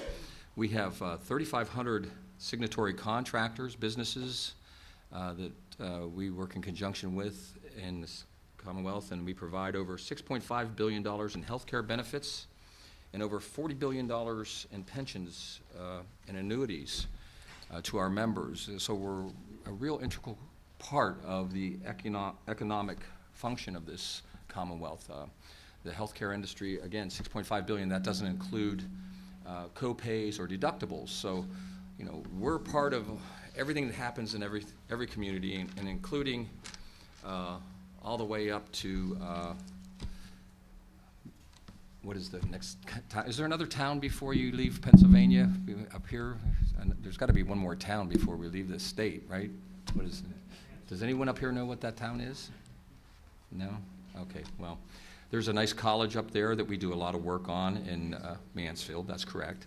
And it's a beautiful campus, and you know, that's in the heart of the gas industry, which I've heard a lot of testimony about. But before I go into some testimony, which will be, I'm going to try to give you some different information from the other 4 hearings. We oppose House Bill 1538, House Bill 796, and House Bill 665. I've sent each of you correspondence to that effect, and we believe that there's a need for the Prevailing Wage Act as it stands in the state of Pennsylvania, as the majority of legislators in this Commonwealth have for the past 52 years that we're discussing the threshold increase about. And I would like to say this for the record, that there is absolutely nothing in any of those 3 pieces of legislation that would guarantee one taxpayer dollar savings in the way they're written or the way they'll be carried out. All it does was change a law that is devised to protect local contractors and state Commonwealth contractors and Commonwealth taxpayers, to help prevent lowball contractors from taking tax dollars out of the state of Pennsylvania or out of the local area. So we believe that a strong prevailing wage is good for the construction worker, good for the construction customer, the end user, the community, and for the Commonwealth. Cutting workers' wages, if that's what this thing looks like it's going to, I mean, if you're not going to cut the material price, you're not going to cut the engineer price, you're not going to put a cap on any of the construction managers or any of the fees and services that are associated with construction projects. And from the other hearings, when we kept hearing from the boroughs, the townships, and the county commissioners saying materials have gone crazy, oil prices are high, we have to get rid of prevailing wage. Well, that's the wage. So we're looking at this, it's a mechanism to cut wages or in the standards in areas where our contracts have been negotiated in the free market with private companies in these markets. They're not negotiated with the state or anyone like that. It's a free market wage that's negotiated in the market that it's used, and our contractors work in those areas, and they are not only participating in public projects, but the majority of the work is in private work. And that's how we maintain the prevailing wage, because we do the majority of work that's reported on in those surveys, and we do it on an annual basis. Our companies are not afraid to let other companies know what they pay an hour, because we're proud of the fact that our companies pay a good wage, pay good benefits, and we're not trying to be the lowest and the cheapest and hide our rates so we can say, oh, well, no one knows, we'll get this job because we can have a race to the bottom. So in general, along with our benefit program, we train over 8,500, right now, in a slow economy, we train over 8,500 apprentices throughout each year. Now, you have to understand, that's over 75% of all the apprentices in the Commonwealth of Pennsylvania. Okay, so the training and education that we provide is monumental.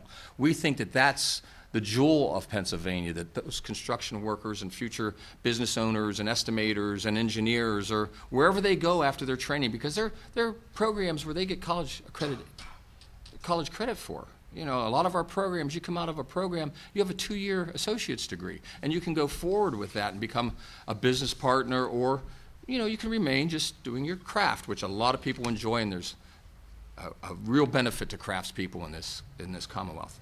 And so when you look at that, we train over 75% of all the apprentices in the state in all walks of life. and over 90% just in the construction industry. There's no one that comes close to what we do in training. Now, I do not want to say, for the record, that there aren't other good construction workers in the state of Pennsylvania, because they're our future members. We want them to come to us, join our ranks, so they can get the good benefits and the good wages and all the things that we enjoy, and retire with some dignity. So, as I move forward, the next largest or closest apprenticeship group to us has less than 1,000 statewide apprentices. So, and like I said, there's a lot going on. I really feel that cutting the standards or changing the standards in the areas that have been established through the past 50 years is pretty much, and I don't think you're intending this, but I think it's an insult to the American worker and to the construction worker especially, because we're devaluating what we think they're worth. We're devaluating what we're perceiving a construction worker as. You know, I called a local plumbing company out of the phone book the other day, and I said, hey, can you send a plumber over to my house? I got a problem. And the first hour was $199, okay? Every additional hour was $99. Now, I don't know, if you've called a plumber lately, or whoever, a glazer or whatever. It's not our rate. And we've tried to establish that through these hearings, that the prices you're being charged. When we were in Ferguson Township, I think we talked about the person that was called in to cut down a tree, and the Ferguson Township was charged $60 an hour. And they looked at us and they said, how can you justify that? I said, we can't. Abe went on to say, look at the rate there for that guy who would have been cutting a tree is $18 an hour. So, there's a lot of moving parts in this, and I don't think that, the legislature's intent over the past 50 years was in any way trying to make the taxpayers who are construction workers in this Commonwealth suffer or have reduced wages. I would like to make some comments on the county commissioner's remarks from Lycoming County. First of all, the county commissioner in that area makes over $52,000 a year, plus benefits, okay? Plus benefits. Now, if you divide that by 2080, if he works full-time, that's over $25 an hour. He's telling us that the wage in that area is $14 an hour. So why is he making $52,025 an hour? Why aren't we addressing that? Okay, and I'd like to go a little bit further. He told me that the other guy makes more than him. So, and I don't want to really, go after their wages and salaries. I think if they earn it, they earn it. We earn it, we want it. And we want our tax dollars back, and if we can get them by working on a state-funded project or a publicly funded project, we should have it. Okay, I heard another testifier. The gas companies came in and fixed all the roads they destroyed. Wow, wasn't that grand of them? Well, they're not paying tax on anything, they're not paying a wellhead tax. Like West Virginia, I was in West Virginia last week and they're laughing at us up here. Hey, thanks for paying for the cracker plant we're going to get down here. Shell's been talking to us too. And you're going to pay for it by not charging them tax. Unbelievable. Unbelievable that I hear these things in other states. It's just scary. And then we hear commissioners, township supervisors, school boards complaining they don't have money. You're the guys that cut their funding in the last 4 budgets. The budgets were reduced. They were reduced and they were reduced, and they don't have the money. You're not voting for a transportation bill. They would have the money to fix their highways. Okay, so where's prevailing wage relevant in all this? It has such a minute place in all of this. Let's not look at working people's wages and try to cut them. Let's try to elevate the workers in Pennsylvania. Let's try to put them on a pedestal because they're paying your salary. I think they deserve a good wage, and I think you have an obligation to pay them a good wage. Jason Fink. Are you still here, Jason? I don't know. He took off. He gets $50,000 a year, and his requirements from the hotel tax in this area, he gets $50,000. And I don't think $50,000 is the average wage here, but it comes out of the hotel tax. He's only obligated to work 20 hours a week. And his boss gets $25,000, and he doesn't have any obligation on hours. And you're talking about this job with the windows. Well, I happen to do windows. I'm a glazer. I'm a trained glazer. I've done a lot of work in the glazing industry. So I stopped the commissioner outside and said, what about that glazing job? How did that, do you have any glazing contractors that bid on it? No, the general contractor did that. I said, so did they have a subcontractor that was a glazing contractor, or who did they use? How did they do? I said, were they metal windows? Because the classification, as you were speaking, excuse me, I don't mean to point, but as you were speaking of earlier, Representative, states what a glazer is and what a glazer's pay is on that project. Well, they didn't use the right craft, and I don't know what they paid, but there is no glazing contractor in Snyding County. So they went to a general contractor. Did they misclassify the worker? Did we actually see any of the bids? Did you ever see any of the documentation from any of the bids on any of these jobs that these people are coming in and throwing in front of you? I save 50% on my insurance. I use Geico. You know, I could tell you that every week. But whether or not I do save that, it's just another advertisement. And we already went over the fact that all those people are lobbying, and every one of them that were here today were paid by the taxpayers to come in here. You know, they were paid to come in here today on the taxpayers' dollar when they should have been out working somewhere else, doing something else in the community, I suppose. But maybe they feel that this is more important to cut their local workers' wages, which I'm assuming that's why they were here. And I'm just so up to here with all of it, all of the rhetoric. Vote the bills. Vote the bills. We've said that for 3 years because we believe that the legislature has the right idea. They want the taxpayers to make money. They want the taxpayers to have a good income. They want them to get their taxes back in a paycheck. What's wrong with that? I give up. Go ahead. Thank you, Mr. Sirianni. And I want to just note for the record that I agree with Mr. Sirianni that we ought to vote these bills. Yeah. It's time. Let's stop the hearings, the per diems, and all the running around all over the state, the hotel rooms, whatever the hell it's costing everybody here, and let's get the bills voted on.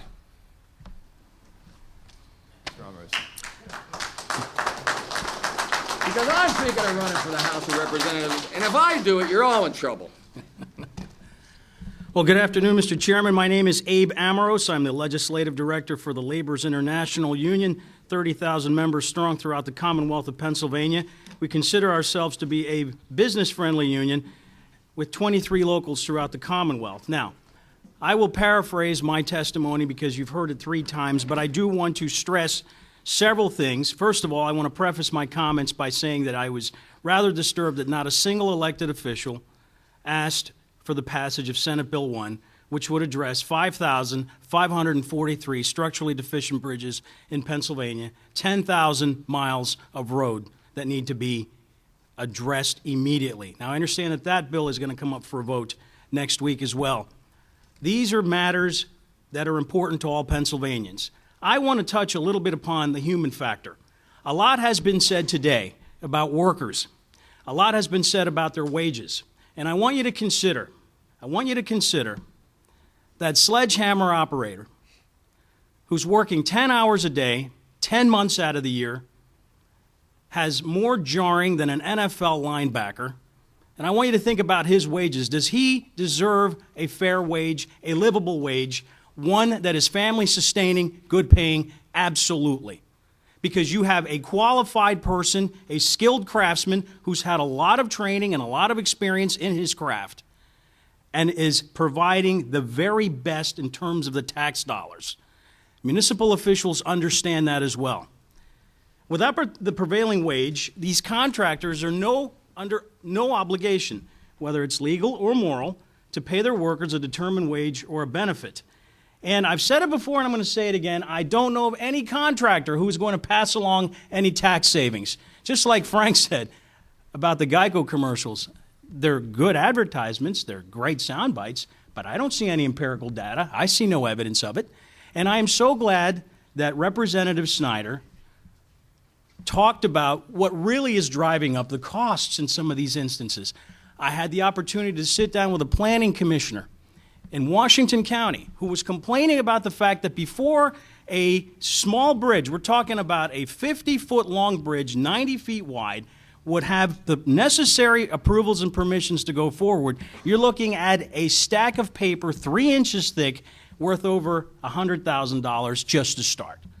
Why aren't we talking about that? Why aren't we talking about the cost of materials as well? Why are we doing this on the backs of our workers who make their living with their hands and their backs? When it rains, they don't work. When they don't work, they don't get paid, and they're only out there 9 or 10 months out of the year, and then they have to supplant their wages by going to the local Wawa to make ends meet for their families. What an insult. What an insult. And this being the fourth and final hearing, I also want to talk about the training. Frank talked about it as well. These are some of the best trained individuals that we have working on our public works projects in Pennsylvania. They allow them to become under budget, on time, and done correctly the first time without add-ons, without additional revenue, with additional tax dollars going to fix things. So what do we want? Do we want employees that are making $10 an hour without any health care benefits out there? Or do we want qualified, skilled craftsmen with tons of experience who can do the job correctly the first time? Now, I'd like to call your attention in my testimony to pages 7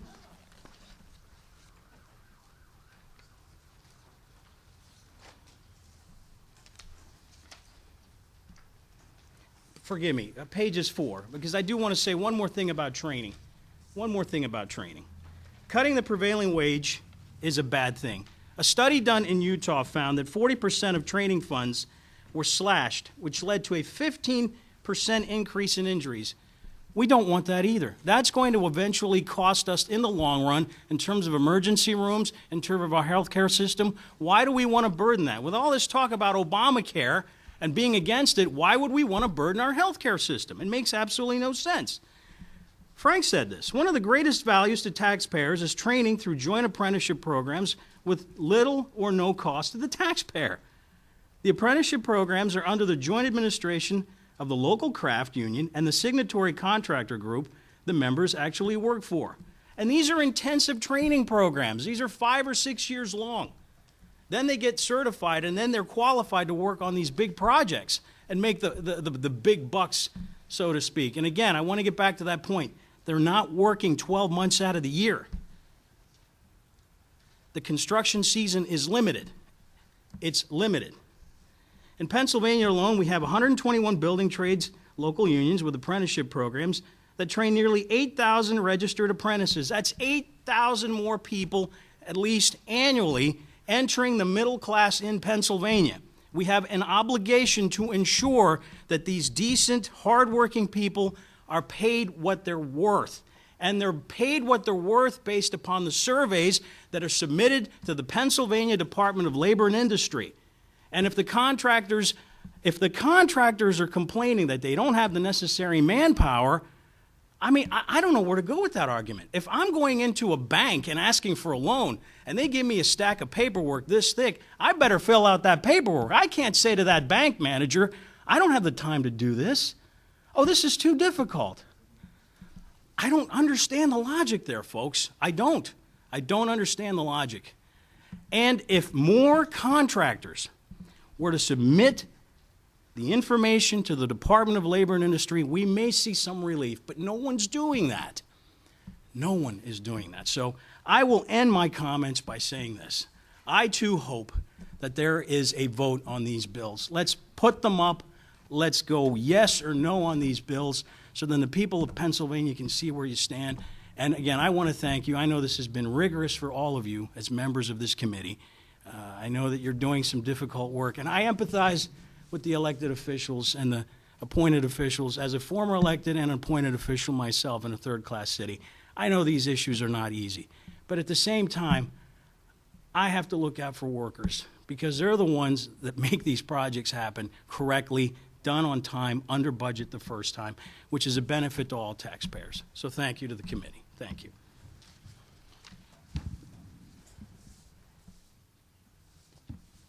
Okay, well, I want to start off because I've seen you guys at 3 of these 4 hearings. You've been traveling all over the state. I want to thank you and commend you for your commitment.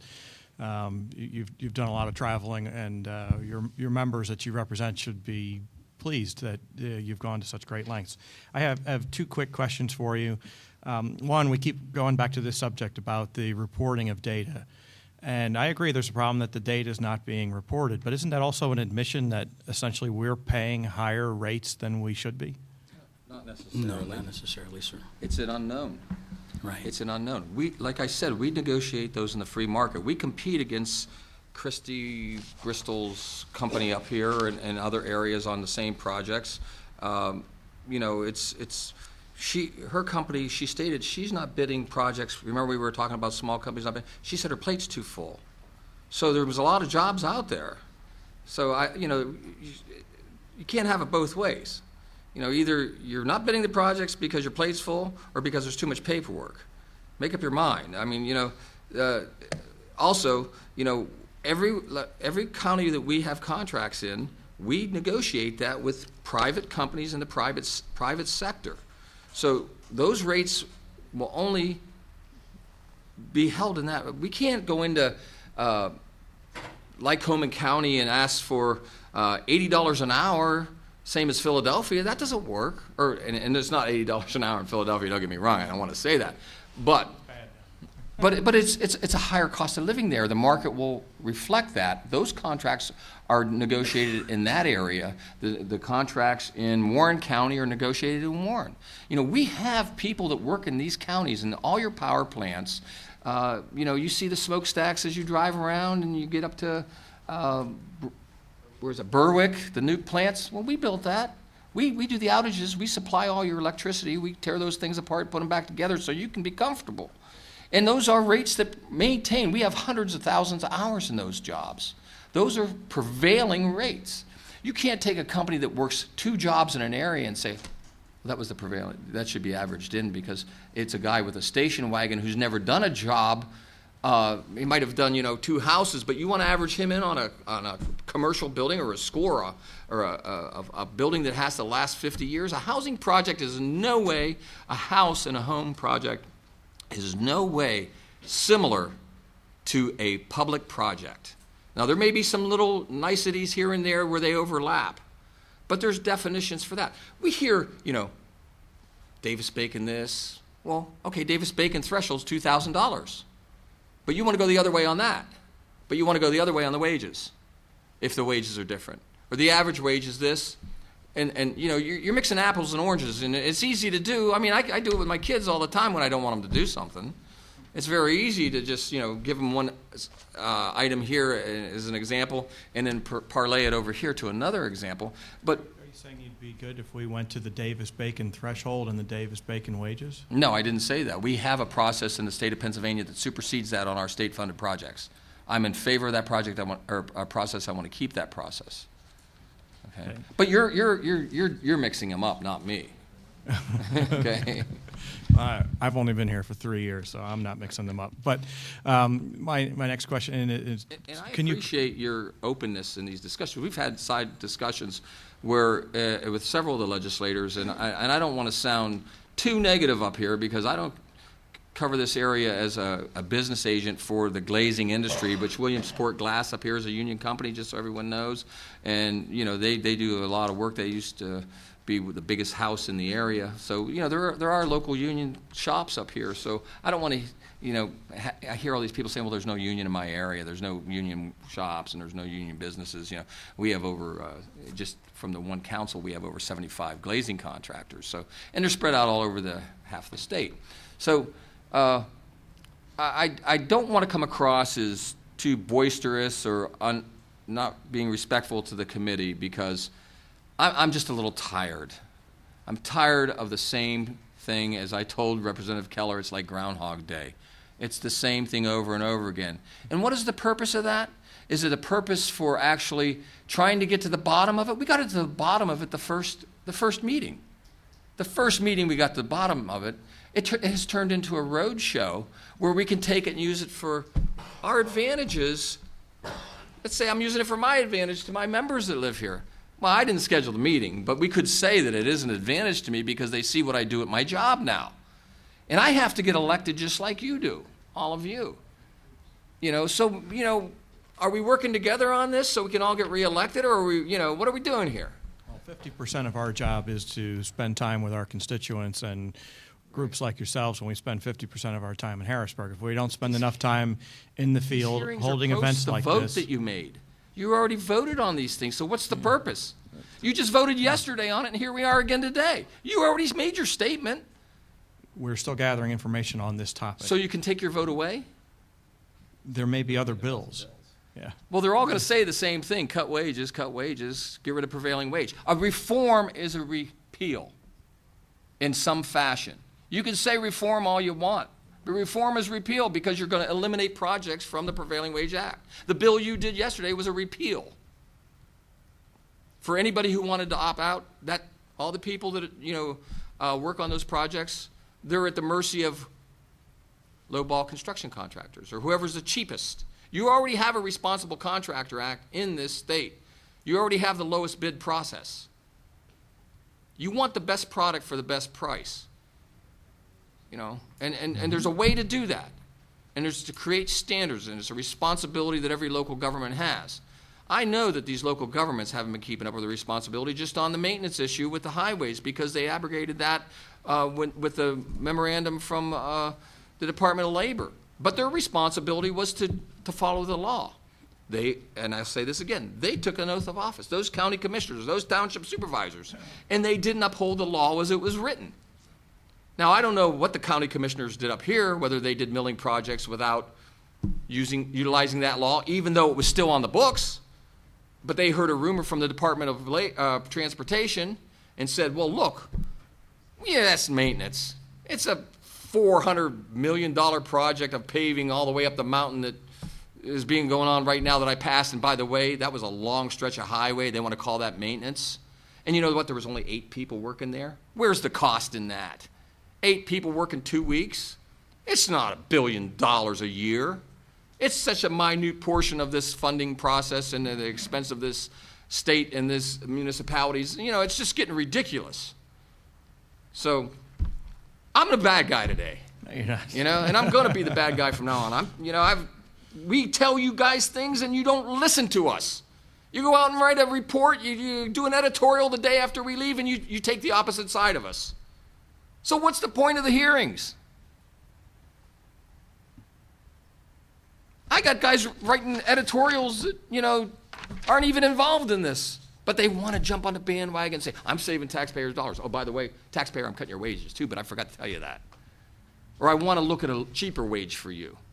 Or I want, I can remember the family values issue that the Republican Party stood for, family values. But that's when we developed latchkey kids.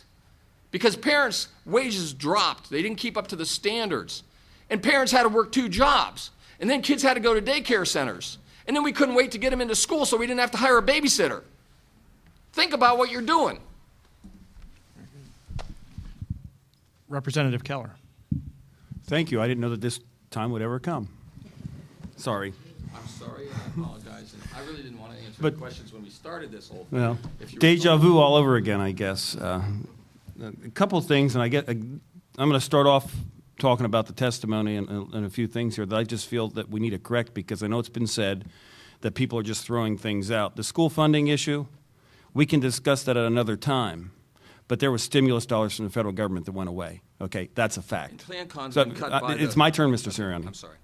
Marcellus Shale, we don't charge a severance tax, but we have income tax. Texas charges a 7.5% severance tax. They don't have income tax. If you compared 2010, where Pennsylvania produced 4% of the gas that Texas did, and you go to Department of Revenue, and you look at what we collected and what Texas collected, and you divide ours by 0.04 to normalize it, we would have collected in excess of 5 times what Texas collected. So other states, we're not at the bottom, we're not at the top, we're somewhere in the middle. So I just want to correct those couple things for the audience. Okay, this is my term. I haven't asked a question yet. I do have a question, but I think it's important for people to understand that we can get. People can come here and say whatever they want. The other people are getting accused of it. I'm not saying whatever I want because a lot of those wells are capped right now and there's nothing coming out of them. The pipelines aren't finished. Mr. Sirianni, it's still my dime. That's true. My constituents are paying for this microphone, and I'm going to use it. And some of them are my members. I'm sure they are, but anyhow, and I have all the respect for all the workers in the Commonwealth, as I've said before, that whether they are members of a trade organization or not, they work very hard and they produce quality work. The Prevailing Wage, it's the Prevailing Wage Act. Nowhere in these bills does it say what we pay, that we have to lower anybody's pay. It simply says this is the Prevailing Wage Act. You can use these, but you can pay the people whatever they would like. So a couple questions. You threw out some numbers on a plumber, $199 for the first hour and $99 for every hour thereafter. Did you ask them how much they're paying their plumber, or was that their whole burdened wage? I can tell you they're not paying them $99 an hour. No, but did you ask them? No, I did So you had no concern for what they were paying that guy to come in and do the work in your house? Yes, I didn't hire them. I just took it out of the phone book to find out what the cost was. So if you're paying $99 an hour here in the state, and for your plumbers, and they're only getting 22, someone's making a lot of money on that. Well, they're on a prevailing wage too, if they're not. Let me just keep going. I'll go on with the other thoughts I had. Talk about wage surveys. There was one done by Department of Labor in '97, somewhere around that time. Yeah, Governor Ridge. 2 of them were done. Yeah, we did those. What did we find in those? Well, the first one was found unconstitutional. And why was that? Because it was flawed. And why was it flawed? Why was it deemed to be? Because the basis was used is they didn't use all the data that was submitted. What data didn't they use? They didn't use any data from projects that were also funded by the state. Okay, so they used private wages. They used a portion of private wages, this you're talking since 1996. I can get you the information and the copy of the court case decision on that. But I will tell you this: it was found unconstitutional the way they did it. It didn't comply with the law. So there was another survey done in compliance with the law after that, and at that point, none of the contractors, and they went through the workers' comp contributions and the unemployment contributions. Everybody who was signified as a contractor who paid into those was notified of the survey, okay, and they were asked to participate, and they did not. Well, then I think it's time but I think we can all agree that the numbers would probably turn out differently if we would do it again. Some of the people there would, but I wouldn't. Okay. I guess another thing is we talked a little bit about fringe benefits, or earlier. Christy Bristol, I guess is her name, Crystal Bristol. She had talked about what are the other things that you can use the wages, the fringes for? She went through medical, pensions. We don't list other on any of our collective bargaining agreements. Why that category is there, I am not sure. I did not make that form up. That's been in existence for a long time. There's been some changes in how the wages and benefits could be expended. As she testified, at one point they gave everything in the wages, and you weren't allowed to divide any of those things if you did not have a bona fide health plan or a pension plan, and those things changed through the years. There's been test case with the Department of Labor and challenged by some of the non-union contractors through the years and some of the union contractors through the years. Excuse me. And how those categories could be adjusted or reflect upon each other. You would have to ask the Department of Labor what they allow for other. Okay, what do you, if I worked for you and I was a member of your organization, what would they be used for? We don't use other. Okay, what could you use the fringe benefits pay for, I guess is my question. Health care, pension, and there is a stipend for apprenticeships. So in other words, trainings, that kind of thing. Yes. Can be. And the state finds that's necessary, and that does fund a lot of like the ABC programs. They take that money and they'll use that, whereas we do it out of our contractors and labor management cooperation groups. Yeah, now some of that would go to a union fund if, in fact, the union contractor was working on there. They would be required to send that amount in, but our amounts a lot of times it depends on what local or what area you're in, could be significantly higher. Yeah, I've never worked in a union atmosphere, so I'm asking. I don't know what these get used for. I don't know about. My wife is a union member, So I'm looking at things, and I'm not saying unions are. If I may, you had a business before. May I ask what it was? Actually, I worked in wood products manufacturing. I ran Triangle? Conestoga Wood Specialties. Oh, okay. And we actually had in our fringe benefits, we did training and so forth like that. So we And like we I did said, there are other programs. We don't have all the programs. Now I understand some union dues are a fixed amount, and others are a percentage of pay. Is that correct, depending on your collective bargaining agreement? I haven't negotiated any contracts for a long time. Every union has the right to vote on how their dues structure is. There's a whole list of federal laws that we have to comply with, and if you want to take dues as a way to support your membership, those dues, it has to be voted on at a meeting by the membership to approve it. They need 15 days prior notice with a whole list of things that we have to go through. So I guess it's on there now. So if I belonged and worked for one of your guys' unions, how would my dues, would it be a factor of my salary? Would it be a fixed cost? Or, I guess I'm just sort of wondering. It's individual locals have different. Oh, individual locals. So some of yours would have a fixed cost, and some of them may have a percentage. They may. They may have either. So the ones that have. But that's not other in the. No, it's not. L&I. No, it's not other, because I'm heading down another path now. Oh, okay. If I'm a union and I'm collecting as a percentage of pay, then I certainly would want to see prevailing wage stay in. I would have a vested interest We in get making the same sure. amount whether it's prevailing wage or not. No, a percentage of my pay. If I'm making $15 an hour, you're going to get, if my union dues are 3%, you're going to get 3% of 15. If I'm making $30 an hour, you're going to get 3% of 30, which is more money. I don't know if they have caps on them, that whatever it is. But I'm also aware that that's how all businesses work. Such as if you charge for a product and you're getting 10% on every dollar that you earn, if you get $2, you're getting 10% on $2 rather than $1 in business. Is that correct? So then, yeah. So then am I misunderstanding that? Well, no, because then by paying a higher wage to the workers, we're actually putting more money, taxpayer dollars, into the pocket of the business owner then, because if they would have made $10 an hour, I think an example you used in State College, if they made $10 an hour and your markup was 2%, it'd be 2% on $10.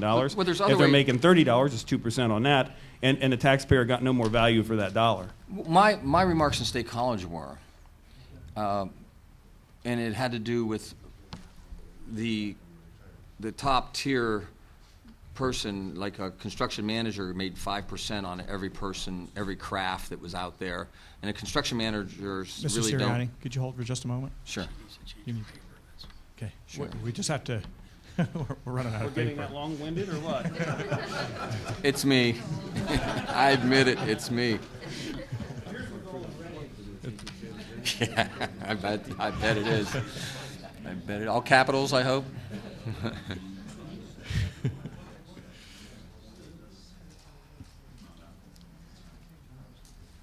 We do take these hearings seriously and record everything. So if you wouldn't mind repeating the question. Go ahead. I think we were talking a little bit. We were talking about, and actually, I don't have I had actually gone back through the transcript of that, and I think Representative Truitt asked the question, and we were talking about an employee that made $10 an hour and then one makes $20 an hour, and of course, if your employer puts their markup as 3% of the job, and I don't know what that 3% was the actual thing, they'd mark 3% on 20 as more than 3% on 10. Right. And my comments in State College were that the state and the public bodies, and many of these public bodies received economic stimulus money too to pave the roads and all that. That was shovel-ready projects. And I look around and I go through a lot of these little villages and towns and cities, and I see the beautiful new brick sidewalks, and the parking spaces that were deleted because they want to have flowers and curbs. And, we want to have nice communities, But, when it gets down to the brass tacks of it, if you spent your money on that, you don't have your money to repave a road. So, where you put your money, if you build a brand new municipal building, and it's okay to build buildings, we like that, but if you spend all your funding that year on that and you don't have the money left over and you're going to juggle it, and then all of a sudden the money stops coming down from the state government and the federal government and all those things, that's when everybody starts getting upset, and that's when people don't want to have to pay, our wages or anybody's wages. But the markup in the best time that our Commonwealth over the past 2 or 3 years, and this is what I said, would have been to do as many projects as they could have at that time, because you had a surplus of businesses and a surplus of manpower available. So you're going to get, you know, we had companies across, and I'm not talking just about union companies because we talk to other associations, and I go to other association meetings. There were companies that were working for 0% profit margin then because they were just trying to keep their doors open. And you know, that was the benefit. That was the time that Pennsylvania and our budget should have been reinvested in the infrastructure then, not waiting until it gets busy again and prices go up and gas prices go up and all the. But to invest in that, we would ultimately have to go to the taxpayers and say we need money to do it. Well, ultimately, you know, that's who pays the bills. There's bonding.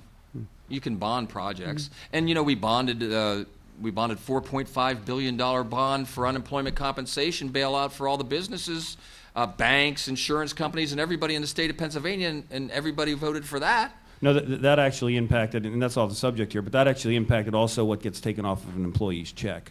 Well, no, it was the food tax, and that was the employer tax. Right, but Okay. if we didn't do certain things, it would have impacted They employees wouldn't have got their too. tax break, so you gave them a tax break. It would have impacted employees too. I don't want to, I know belabor we'd that. be mixing up issues. Yeah, we're getting. But we into can bond highways too. You know, I mean, there's nothing wrong with that. But anyhow, I'll be about done here. I mean, I apologize, and I appreciate the indulgence of the testifiers and of the committee.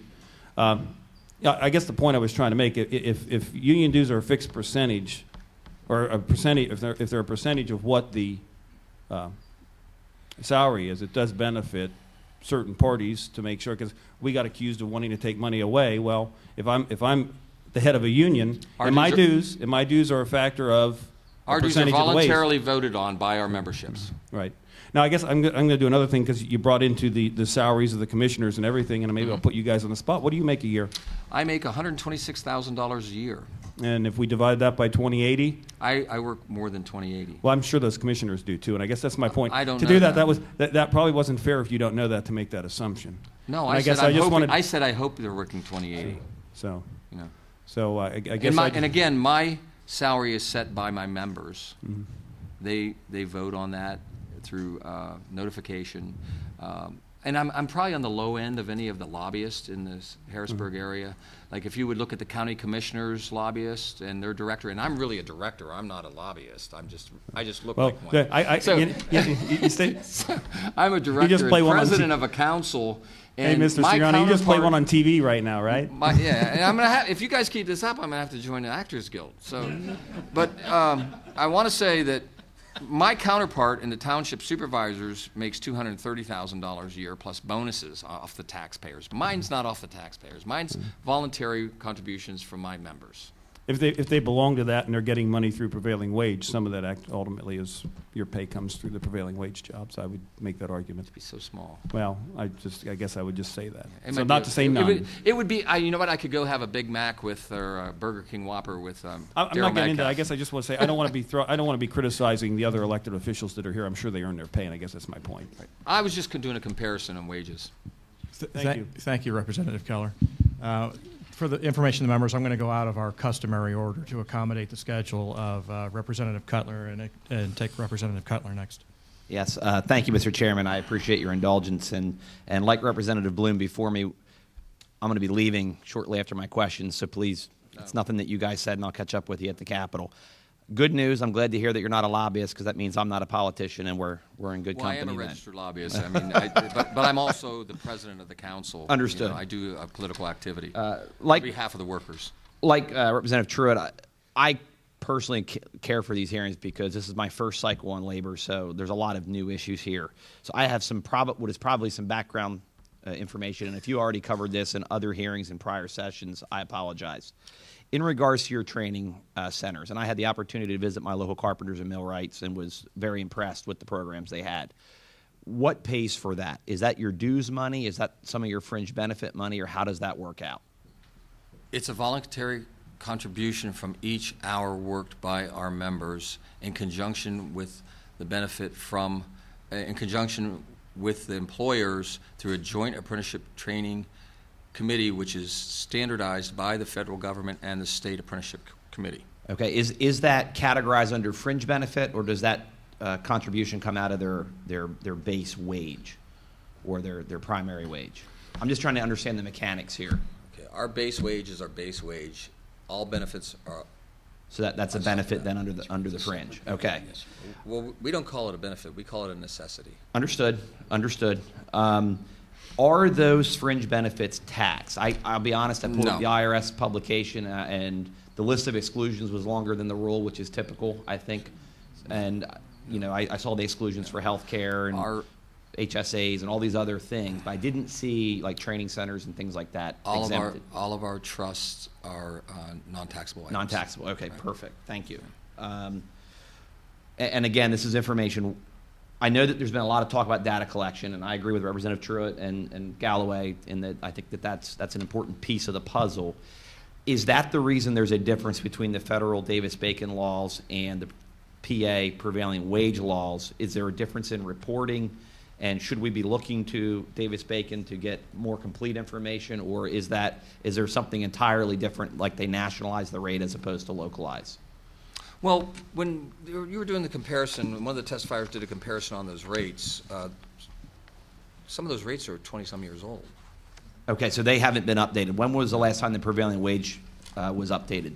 Do you guys know? Annually. We Annually, submit our okay. rates every year. All right, perfect. This is very helpful. Thank you. You scare me when I'm helpful. I try to be agreeable, Mr. Sirianni. All right. Who fills out your paperwork for compliance? I know that Ms. Bristol was here earlier. She does it for her shop. Right. Do you guys have folks in, like, the back office, so to speak, for each of your organizations that does that? We monitor that, and we do try to keep accurate records, but our contractors are required, the same as the non-union contractors, to fill out the compliance sheets. Okay, so they're responsible for what I'll call the first fill out, and then you all we have access monitor to them, it, observe it, make sure it's either through proper. them or through the state, because that's public information. Do you have any idea how many of those you do per year, and then how many full-time employees you have to do that work? No. I don't know offhand. I can't give you that figure. And I'm glad to follow up. And I don't even know that, I could come up with a number for you on So that. that's basically absorbed We through have your administrative normal overhead. Okay. Function. Right. Perfect. I'm almost done. Your workers, Mr. Ramos, I know you said, they don't work when it rains. Understood. Right. I think that's common sense. How, and maybe you don't have this information, is there a typical wage year? I know Mr. Sirianni broke up everybody's year, 2080, that's the base, 40 hours per week. Do your members typically work, on average, 40 hours a week, or is it slightly more or slightly less, or does that depend on seniority and a whole bunch of other things? Well, it about who depends gets on the jobs? project as well. It depends on the project and the time frame, of course, and then the intangible factors such as weather. I mean, you don't know whether or not you're going to get 5 or 6 days of rain that are going to push the project back. So all of these variables come into play, Representative. Okay. And then how does unemployment work into that? Let's say we get the wintertime, there's no more, paving, after certain dates and all of that. Do your folks collect unemployment? And I'm assuming it's based off of what they worked when, like everybody else, when they were working. Well, I'd like to address that. And it's, the law was changed under Act 60, and the qualifications have become more difficult With the for quarters. Okay. Much more difficult for our members. I can give you an example of one local it's a Boilermakers local, and it's in Pittsburgh, and we're doing surveys right now to find out the impact on that. Okay. Boilermakers local right now out there has 450 people unemployed that have worked throughout the years and worked this past year, and 250 of them are now not eligible for unemployment, even though they paid into the fund. And that's only one local, okay, out of 113. We haven't got all the data in, and you have someone who's paid in every paycheck every year, And there's another thing, when we're doing comparisons, prevailing wage, you say, hasn't been increased to the threshold since 61. Well, the employer contribution and unemployment has not been increased since 86. And we pay on every dollar. We even offered to pay a higher amount for every hour that we worked to make sure our workers were eligible, because it really affected the seasonal workers. And construction workers are seasonal workers. We don't even know the impact of that yet. We'll know this winter when people have had the opportunity who only work 10 months out of the year. and their second highest quarter might not be 50% of what they made in one good quarter because they were fortunate enough to work on a highway project where they got to work out in the hot sun from daylight to daybreak, having people run them over or try to run them over or run them over, working out there all night long, away from their family all night long because the highway can only be done at night. You know, I mean, think about this. You know how many days were over 95 degrees this year? Go out there and work in it. And you have a farm. You know. You know I've been there how too. hard I worked that on a is. dairy farm. And you know what? You're really using up people and throwing them away at the end of construction careers because you're just beat to death. Bad knees, bad ankles, bad backs. According to our conversations, and Representative Keller and I agree, farming is the most dangerous. Construction is the second most dangerous. The guys, give them a break. Read the sign on the highway. Give them a break. Pay them. And I'd be interested in that information once you're done collecting it. 'Cause I think that's another important piece of the puzzle. We really feel that there should be some hearings on it in the future if the statistics we are seeing now keep climbing. And I think you need to hear from the people, not us. You need to hear from the people that have been damaged by that bill. All right. And then I guess the last one's more of a comment more than a question. It just seems to me we've heard testimony again and again regarding different municipalities, authorities, whomever, that they would do more jobs if they didn't have to comply with prevailing wage. It could have some kind of realignment there, whether it's the threshold, whatever it is, increasing the data to normalize it or whatever. It just seems to me that it'd be better for more people to be working at more jobs and kind of find that compromise that you were talking about in regards to getting more people back to work, getting more projects done, and really getting, for me, it's an efficiency argument, getting the most use out of our tax money. And Mr. Reimers, you referenced the transportation bill. I agree. I think it's an issue that needs fixed. But, I sure wouldn't want to be sitting in the AFL-CIO boardroom when you guys are discussing this next time, knowing that the public sector unions were some of the ones who helped tank the bill because of the supposed linkage between liquor, privatization, and transportation. When you look at that... That's the fourth person I've heard that's tanked it, and one of them was me at one point. I haven't heard that about you yet, Mr. Sirianni. Mike Terzite said I did it. I've heard other scenarios, Representative, which we won't get into. Stay away from Okay. who's at fault. Name calling, I That's agree. really not And the- that's not- okay. it's We're not the purpose taking that of with a these grain of hearings. salt. Okay. Thank you, Representative Cutler. We're going to try to get back to our normal sequence and balance things out. Representative Galloway? Or Galloway, I'm sorry. Bring me back to the old sod. Galway. Haven't heard that in a while. First of all, good afternoon. Again. You're right. We are in Williamsport, but it feels like we're in Punxsutawney. It is Groundhog Day over and over. And this does appear as though it's the last one. So I want to thank you for all your testimony over not only the last couple months. I'm tired too, to be honest with you. My wife's already called me twice and asking me where I'm at and when I'm coming home, and I keep telling her I'm at a hearing on prevailing wage, and she said to me today, "You've been telling me that all summer," and I don't know what else to tell her at this point. So I do want to hear. I think it'd be helpful at this point after everything that's been talked about. And to follow up on Representative Cutler's line of questioning about the ease and difficulty about submitting wage data to L9. Could you just go a little bit further? I want to know what the process is. You said you submit it once a year. Is that normal? Do other people submit it more? Is it more difficult for some, easier for others? Is there something we can do to make it easier? Describe the process of submitting wage data to L&I. It's as easy as taking your letterhead, listing your job classifications, like if you have let's say we're a non-union excavating company in the northern tier here, and you have people that run heavy machinery on heavy and highway. Well, there's a classification in the Prevailing Wage Act, which they should be aware of, because if they're working on prevailing wage jobs, they can see that.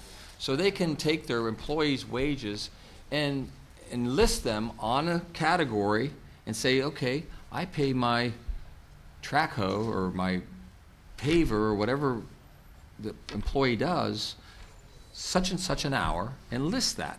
Then I have 4 laborers that work for me, and I can list their wages, and I can take that and put it in an envelope and mail it to the Wage and Hour Division in Harrisburg. How long does that take? Well, they already have the data, so they have to download it or at least have some. It could take as long as filling out an E-Verify form. About 10 minutes, 20 minutes, depending. I don't know. I'm not an administrator. I used to be an estimator, so I know that some of these things, if you're doing 4 things or 5 things at a time, and you're a small company, it could be a little burdensome. But if you're a small company, you're not going to be doing big projects. You're going to be doing middle-sized projects, or maybe some county paving and some smaller things. I had the road paved behind my office last week, and, you know, I mean, it was 3 people. I'm sure the cost wasn't labor that escalated that price. You know, I mean, it was like a whole city block. And there was 3 people. I mean, now a lot of it could have been subbed out to truck drivers who delivered the stuff, or whoever they bought the materials from. Like if you're buying it from Pinsey Supply, they'll come and drop it right for you. There is a small charge for that, but they're not part of your payroll. That's part of your bid. So it's not that hard. I think it can be done. I think it's been asked to be done for 25 years since the Ridge administration. No one has ever stopped anybody from submitting their wages. And if they're embarrassed by them, that might be one reason. I'm not sure, you know. And if it's a competitive thing, well, our businesses that were signatory have to compete out in that market. They're not afraid to show what they're paying, and they still are successful in the private sector. So I don't think it's that difficult. I don't think it's a cumbersome process at all, Representative. And of course, I've asked the question, why don't more contractors submit their wage data to the Department of Labor and Industry? And what I've been told is it's a competitive issue. They don't want to see whose backhoe operator is getting $15 an hour so they can pluck them away for $18 an hour. And what we don't talk about is undocumented labor out there. Undocumented labor is not getting a fair wage, obviously, because they're not supposed to be here working. So when you throw those things into the mix, you see that, first of all, it's not very cumbersome. But secondly, what I want to hear is a way to fix that. If it is that cumbersome, let's hear from the contractors. Let's come to some sort of discussion, a dialogue, instead of just ignoring it. Because, I mean, this all boils, the wage rate is the wage rate because of those who participate and do things above board and provide the data. That's what this is about. One other thing is it's the prevailing wage rate, and it's the prevailing wage law. It's not the average wage law. Right. It's the wage that prevails, most commonly used in that area. And if you don't submit it, it's not the most commonly used. One last quick question, and we're done here. I'm done. I got to leave. Yeah. The other thing is besides the difficulty and the burdensome nature that was described as far as submitting the data, was it all comes down to cost and savings, and does it or doesn't it? We've heard that. First of all, what is the typical labor cost? What are the, on a project? What would be a number that would be typical as far as the cost, the labor costs? Based upon the studies that I've seen, Representative, we're looking at we're looking at between 19 and 24%. And some estimates have even been as low as 7 to 14%. But what I hear constantly is 30% average, which is mathematically impossible. And what I heard today was even more mind-boggling. I believe I heard a 75%. Look, I took math for poets in college, so I'm not the greatest mathematician out there. However, I can tell you that that is just not feasible under any circumstance under the sun. Just none whatsoever. Even if you cut out labor, right, completely. Exactly. It doesn't. And nobody's doing the. Nobody's working for free. Nobody's going to work for free. You've got to pay the laborers. You've got to pay the workers what they are worth. And again, it goes back to looking at the real costs. You're looking at cost of materials, and you're looking at architectural and engineering costs that are skyrocketing, and I believe we need a healthy dialogue on that as well, sir. Thank you very much, and thank you all. I do have to head back to Levittown, and we'll see you back in Harrisburg. We can do one more question.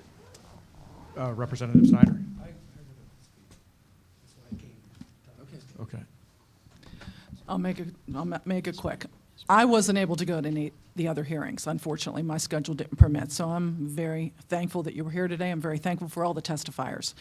And contrary to what the township supervisor said, I don't have to get out of my ivory tower because I don't think I've ever been in one. My husband was a lineman for 34 years for the local power company. And here's what I know. He didn't make his wages based on prevailing wage, but I know this. If the power company just was able to hire anybody to come in and fix the lines, there'd be a lot of dead workers and a lot few people able to turn the lights on. And if we're going to link the transportation bill and the liquor, that's one thing. I have a different link that I'm concerned about. I want to see a transportation bill passed. I truly do.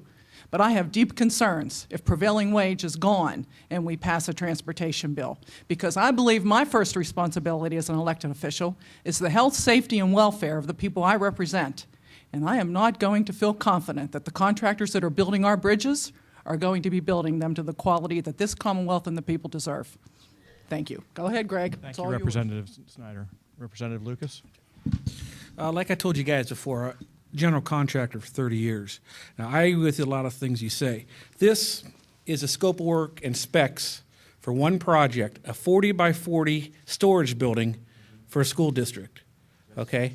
3 sides, block walls, metal trusses, flat roof, nothing too fancy. This right here, this part right here is the paperwork for filling out for that project, for the bids, for the bonding, for the specifications, for all the, this is 3/4 of the book. This is the scope of the work. This is a little project that we bid on, would have taken probably three weeks to work on. So I agree with you. There's too much paperwork involved. There's too much engineering you have to go through, and everything else. Those costs are just, look at this book. Okay, so I agree with you on a lot of that. This was again, but way above the threshold. Either way, it bid out for a little over $300,000. The project was never done because the school couldn't afford it. We bid on this project, and again, it was never done. But I just want to show you this. Look at this thing. I know. It's unbelievable. We agree. And my attorney advised me never to ask a question I don't already know the answer to, but I'm going to go out on a limb here. How many of those pages pertain to prevailing wage? Prevailing wage. 5? I actually have it right here. Let's see. You want exact? 1, 2, 3, 4, 5. And that's basically 6. just specifying the rates?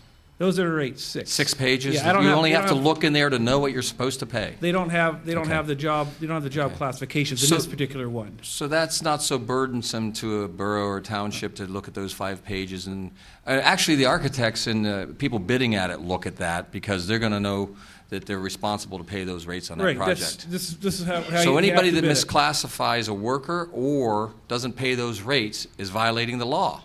Correct. And that should be a crime. In Pennsylvania, it's not. There's over 30 contractors that have been debarred that have never paid the proper wages since they were found guilty for avoiding prevailing wage. And I think it's incumbent on legislators to make sure that those people are committing white-collar crimes, and you know how that works. You've probably seen it in the industry. And once we start correcting that, the taxpayer will be getting what they're paying for. Right now, they're paying for something for the worker. It's for the worker to get that wage, and they're not getting it. Somebody is sticking that in their pocket. Okay, let me go on. Last time we were here, I asked a question about the bidding process, where we start out, or you have to start paying for bid bonds and bids and so on. And I got this information: $0 to $9,999. A municipality could just write a check; they don't have to do anything. Right. From $10,000 to $18,499, they have to have 3 quotes. They could be written, Telephonic. they could be on the phone, or they could be. May I interject there for Go 1 ahead. second? This was a issue for 25 years that we thought we could not support. And we had meetings with all of the local government committees, the township supervisors, the county commissioners, and all that. They wanted to have the ability on these smaller projects to up to $18,500 to take 3 telephonic bids. We opposed that because we thought it was in the best interest of the taxpayer for them to be public somewhere. Okay, and we didn't care where. We said, let's put them on DGS website so everybody in the state can see them, and you'll have more people bidding on them. You'll have a better pool of contractors bidding on them, and they wouldn't accept that. So finally, last session, we thought in good faith, and we worked with Senator Scarnati, Representative Keller, and several other legislators, because the figures that were thrown around, if the local governments did not have to advertise for those bids, they could save $300 million a year across the board, including the school districts and all that.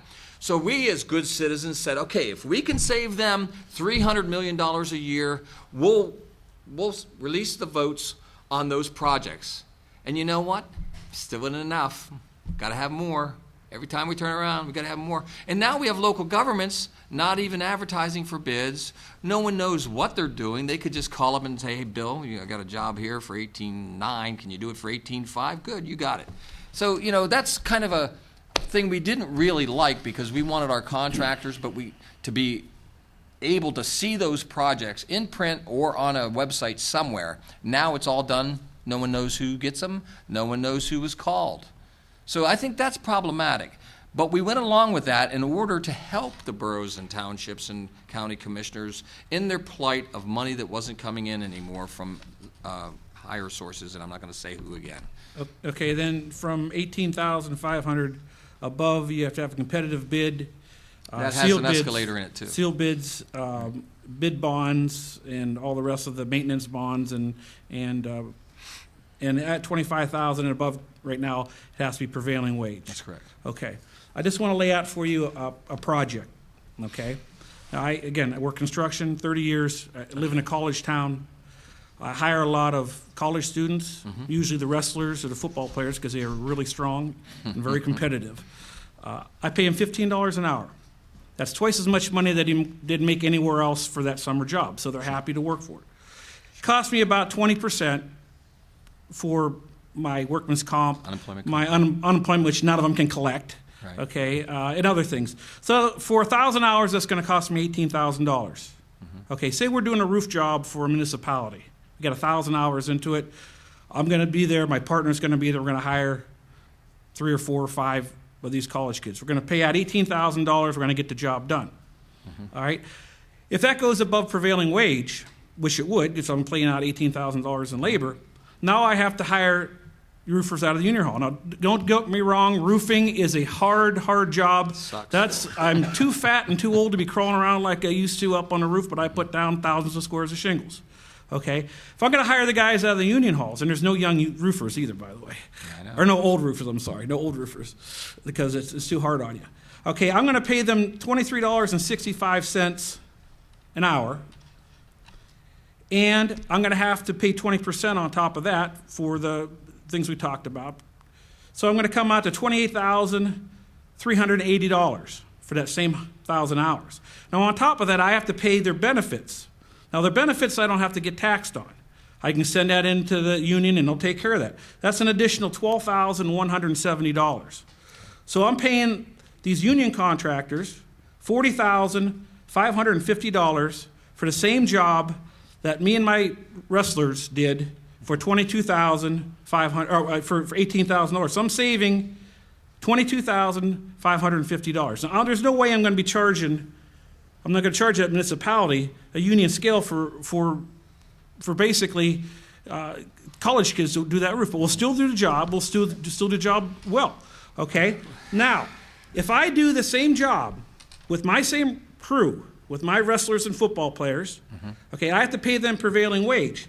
I have to pay them the $23.65 plus the $12.17 benefit, for a total of $35.82. Now I have to pay 20% on top of that because I have to pay that taxes on that additional benefit money. So I'm paying a total of $42,984 for the same labor I did for $18,000, the same exact crew. Now, my guys are loving it. Who is loving even more is the bar owners in the town when I give them their paycheck on Friday, because they're going to go, that's where they're going to blow it all at. But that doesn't make any difference, okay? But what I'm saving with the same exact crew is $24,984 for the same 1,000 hours of work with the same amount of crew that I'm doing. What you guys keep on saying is that we're slashing prevailing wage, but we're not slashing prevailing wage. I'm just having someone else do the work, and they're working for less money. Right. And these guys, that's to them, $15 an hour is a huge amount of money for them. And they're still getting the same exact product. Now, I wouldn't put those guys in a nuclear power plant. Same exact product? Same exact product. I'll guarantee you the same exact product. Okay? I wouldn't put those same guys in a nuclear power plant, okay, doing work there. Okay? But for a job like this, they can do that, and I've saved that municipality now almost $25,000 for the same job that they can go on and do another project to. Okay. That's my argument. Okay. Crowd of one. Okay. I hear you and I understand what you're saying. So let me tell you what's going on there, okay? You're taking college students who come in, maybe they live there, maybe they don't live there. Maybe they're from out of state. Maybe, I grew up at State College, and I saw some of the same things happen. And those people are going to grow up and move away. They're not the roofers that live there and raise their families and pay the school taxes and all those things. Maybe a few of them will be. But I think most people that go to Edinburgh are going to Edinburgh and they're leaving. And I may be wrong. I don't know. I don't know what the whole texture is up in Erie County, but, I do go there. As a matter of fact, I lived in, my father built, what's the golf course up there? The Lakeview Country Club. He supervised that construction. I used to live in Northeast PA. I was born in Warren County. But I can tell you this, in State College, I could call that, we had 30, 40,000 students there, and they do stimulate the economy when they're there. But when they're not, or when they're not in school, they're taking jobs from local residents.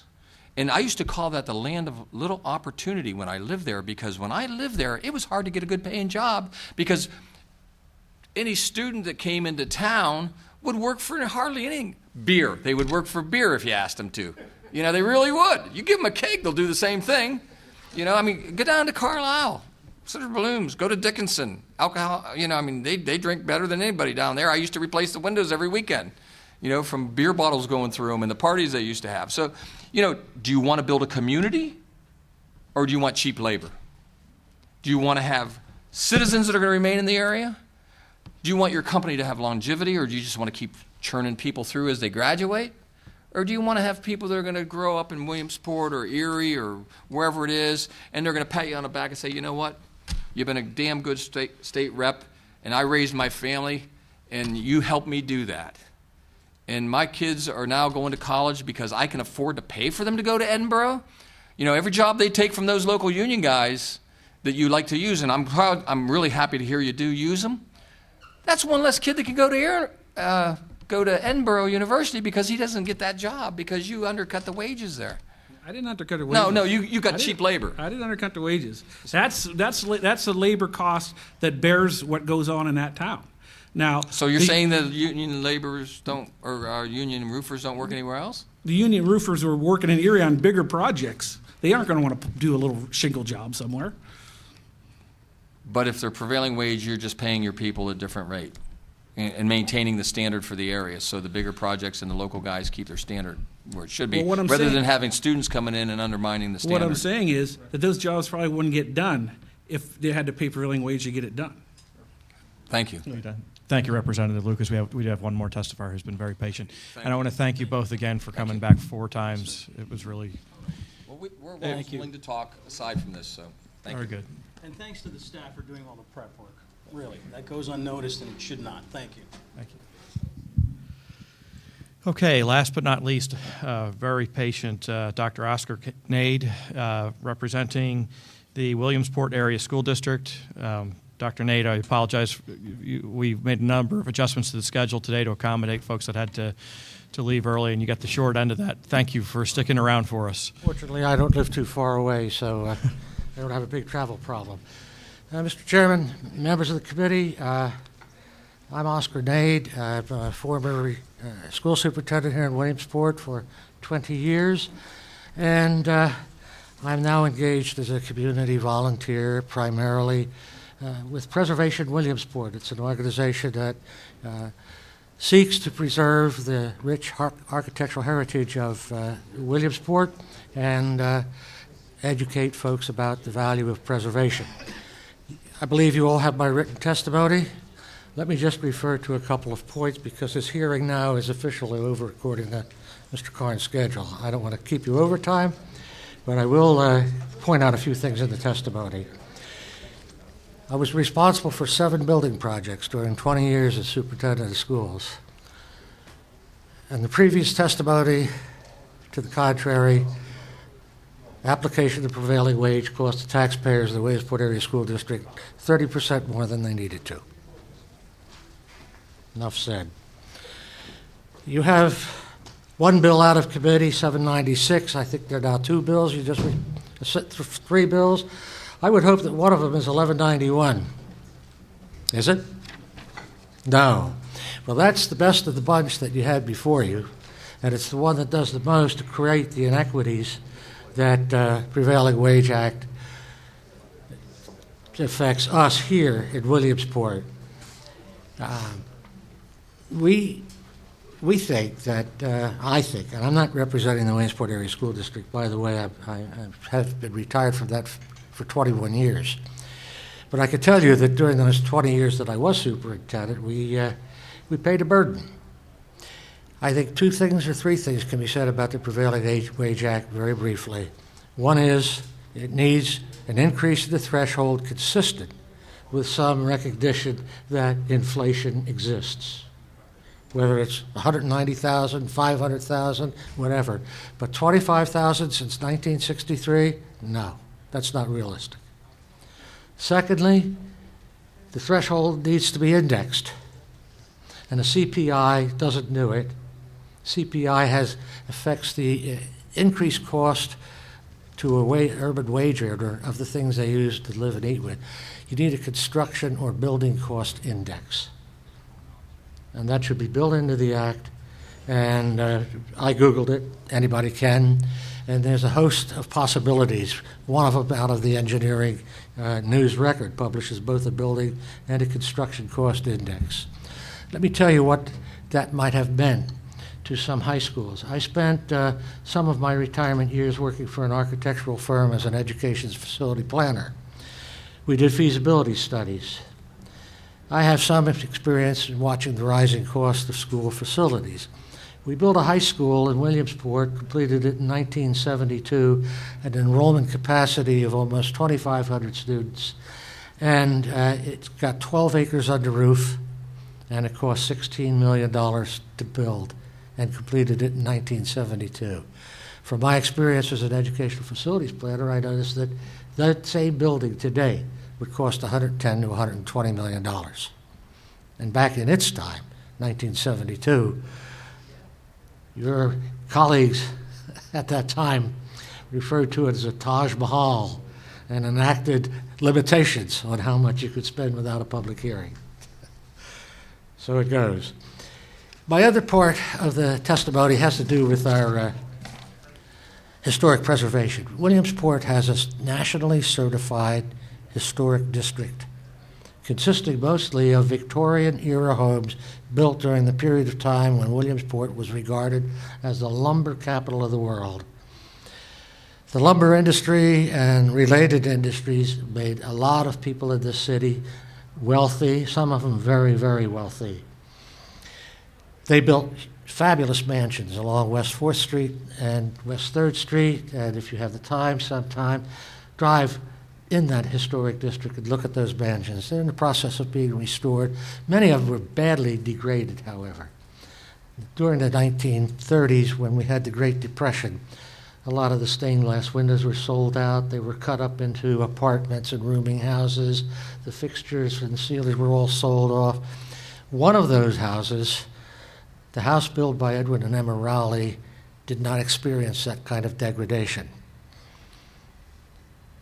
The third owner was the Diocese of Scranton.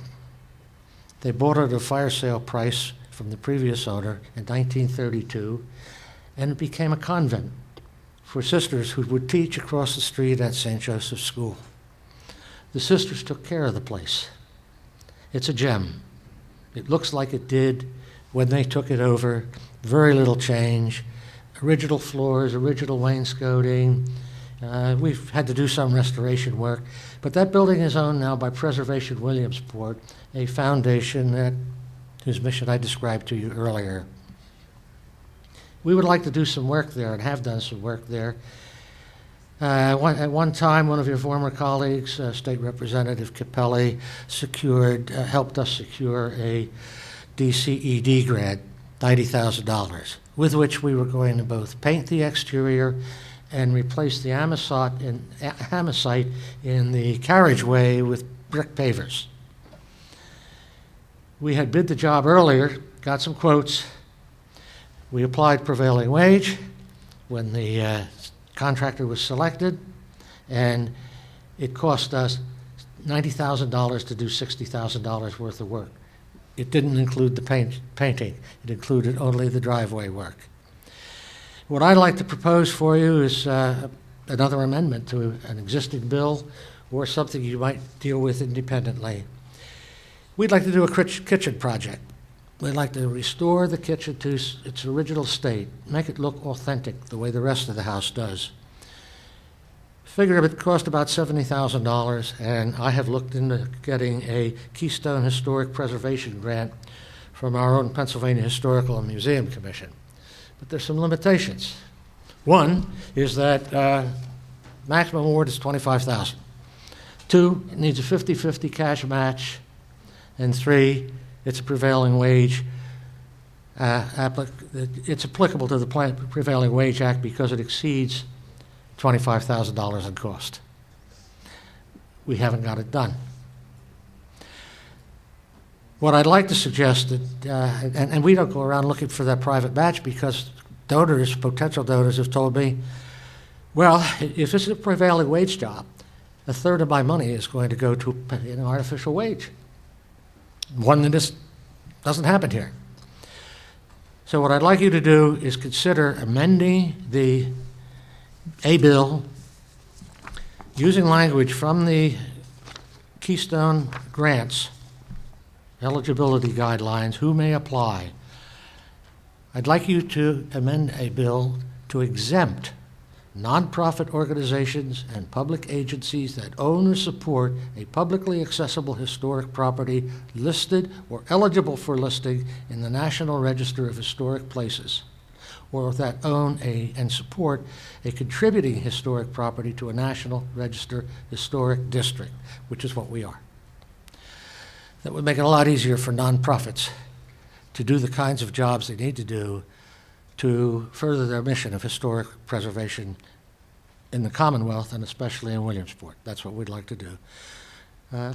That's the end of the testimony I have to offer. If you have the ability, I know the mind can absorb only as much as the butt can endure, and you've been here for a long time, so if you have questions, I'll be pleased to entertain them.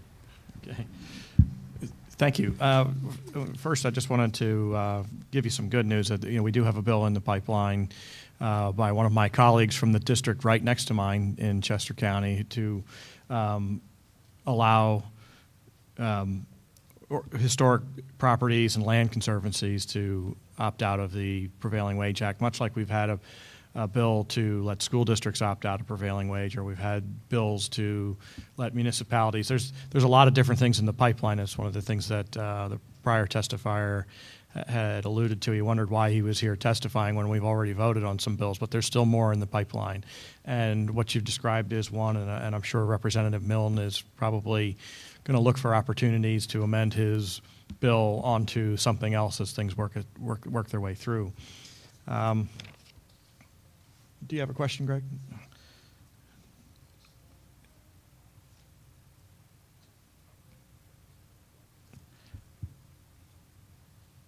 Do you have any sense of how many other organizations like yours might be out there that would benefit from the legislation that you described? No, I don't know with any degree of certainty, but it would even help municipalities in a sense that I know in the borough of Jim Thorpe, for example, they took over an abandoned mansion. I'm not exactly sure when it was completed, but as a municipality, they're a nonprofit, obviously. But if they try to enhance or improve that facility individually, they've got a Prevailing Wage Act problem. Representative Milne's bill would take care of that problem, make it go away. Okay. And we have historic districts. Bellefonte is nearby. They have a historic district. And homes that are on the National Register of Historic Places. Do you happen to know if projects like that, if they receive any federal funding, are they subject to Davis-Bacon rules? Usually federal funding does not come down for those. I've talked to two representatives, Representative Marino most recently, who represents this congressional district here. He said, we'd love to be able to do something for you, but we don't have we can't do earmarks anymore. And then finally, just in terms of the extra costs associated with prevailing wage, I'm wondering where you would rank that among the various cost concerns that school districts have. Let's say money that goes to cyber charter schools versus prevailing wage versus who knows what else. Where does prevailing wage rank? Prevailing wage does not rank high among the ones that you just described, probably because not every school district is doing school construction work, for example. And with the freeze on PlanCon projects initiated by the Corbett administration, they aren't going to be doing any in the near future. There are no PlanCon approvals being processed. Only what was already in the pipeline and had passed a certain level of approval, those projects may proceed. So prevailing wage is going to be less and less a problem. It's going to be employment that'll be a bigger problem because construction workers who look for school projects won't have any. I would say cyber education tuitions. And the amount of money that school districts have to pay for cyber, it's unrealistically, it's unreliable, it's not predictable, and it's outrageously high. Okay, but so you're saying that of the different entities that could benefit from prevailing wage reforms, you would see greater benefit to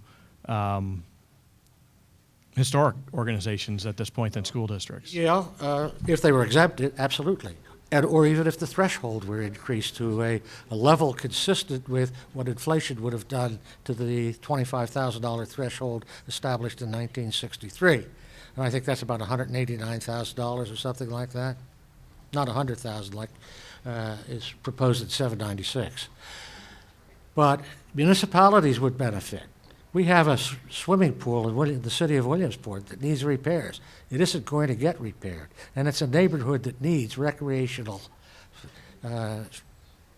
opportunities, more recreational opportunities. I don't know what the cost of that swimming pool would be to fix it, but it probably could escape prevailing wage in the city. If the James V. Brown Library, which receives some funding from Lycoming County through a dedicated library tax, needed a new roof, they're stuck. They're not exempt. They've got to pay prevailing wage for that new roof. So, and the roofing, somebody talked about roofing salaries earlier in testifying. They're nowhere near the salaries that are paid in this locale. Hey, part of our problem, and that's why I suggested that 1191 might be the solution, get the wage rates for the county in which the work is being done. That's what the Prevailing Wage Act is intended to mean. But if a given trade doesn't have a negotiated wage rate in Lycoming County, the secretary has to go someplace to find that wage rate, and sometimes it's in Philadelphia or Pittsburgh. I agree. Well, thank you, Dr. Nader. Yeah. Again, I appreciate your patience. The hearing ran a little bit longer than scheduled, but it's tough. We always have to try to give every member their fair shake. But thank you very much for your time and for coming here today. You're welcome. I guess for the record, we should note that we've also received written testimony that was submitted from Joe Reigard, the supervisor of Gamble Township in Lycoming County, and from Kathy Swope, the regional director of the Pennsylvania School Boards Association, and the president of the Lewisburg Area School District Board of Directors. And unless there are any objections, that will conclude the meeting or the hearing for today. And thank you all for your interest.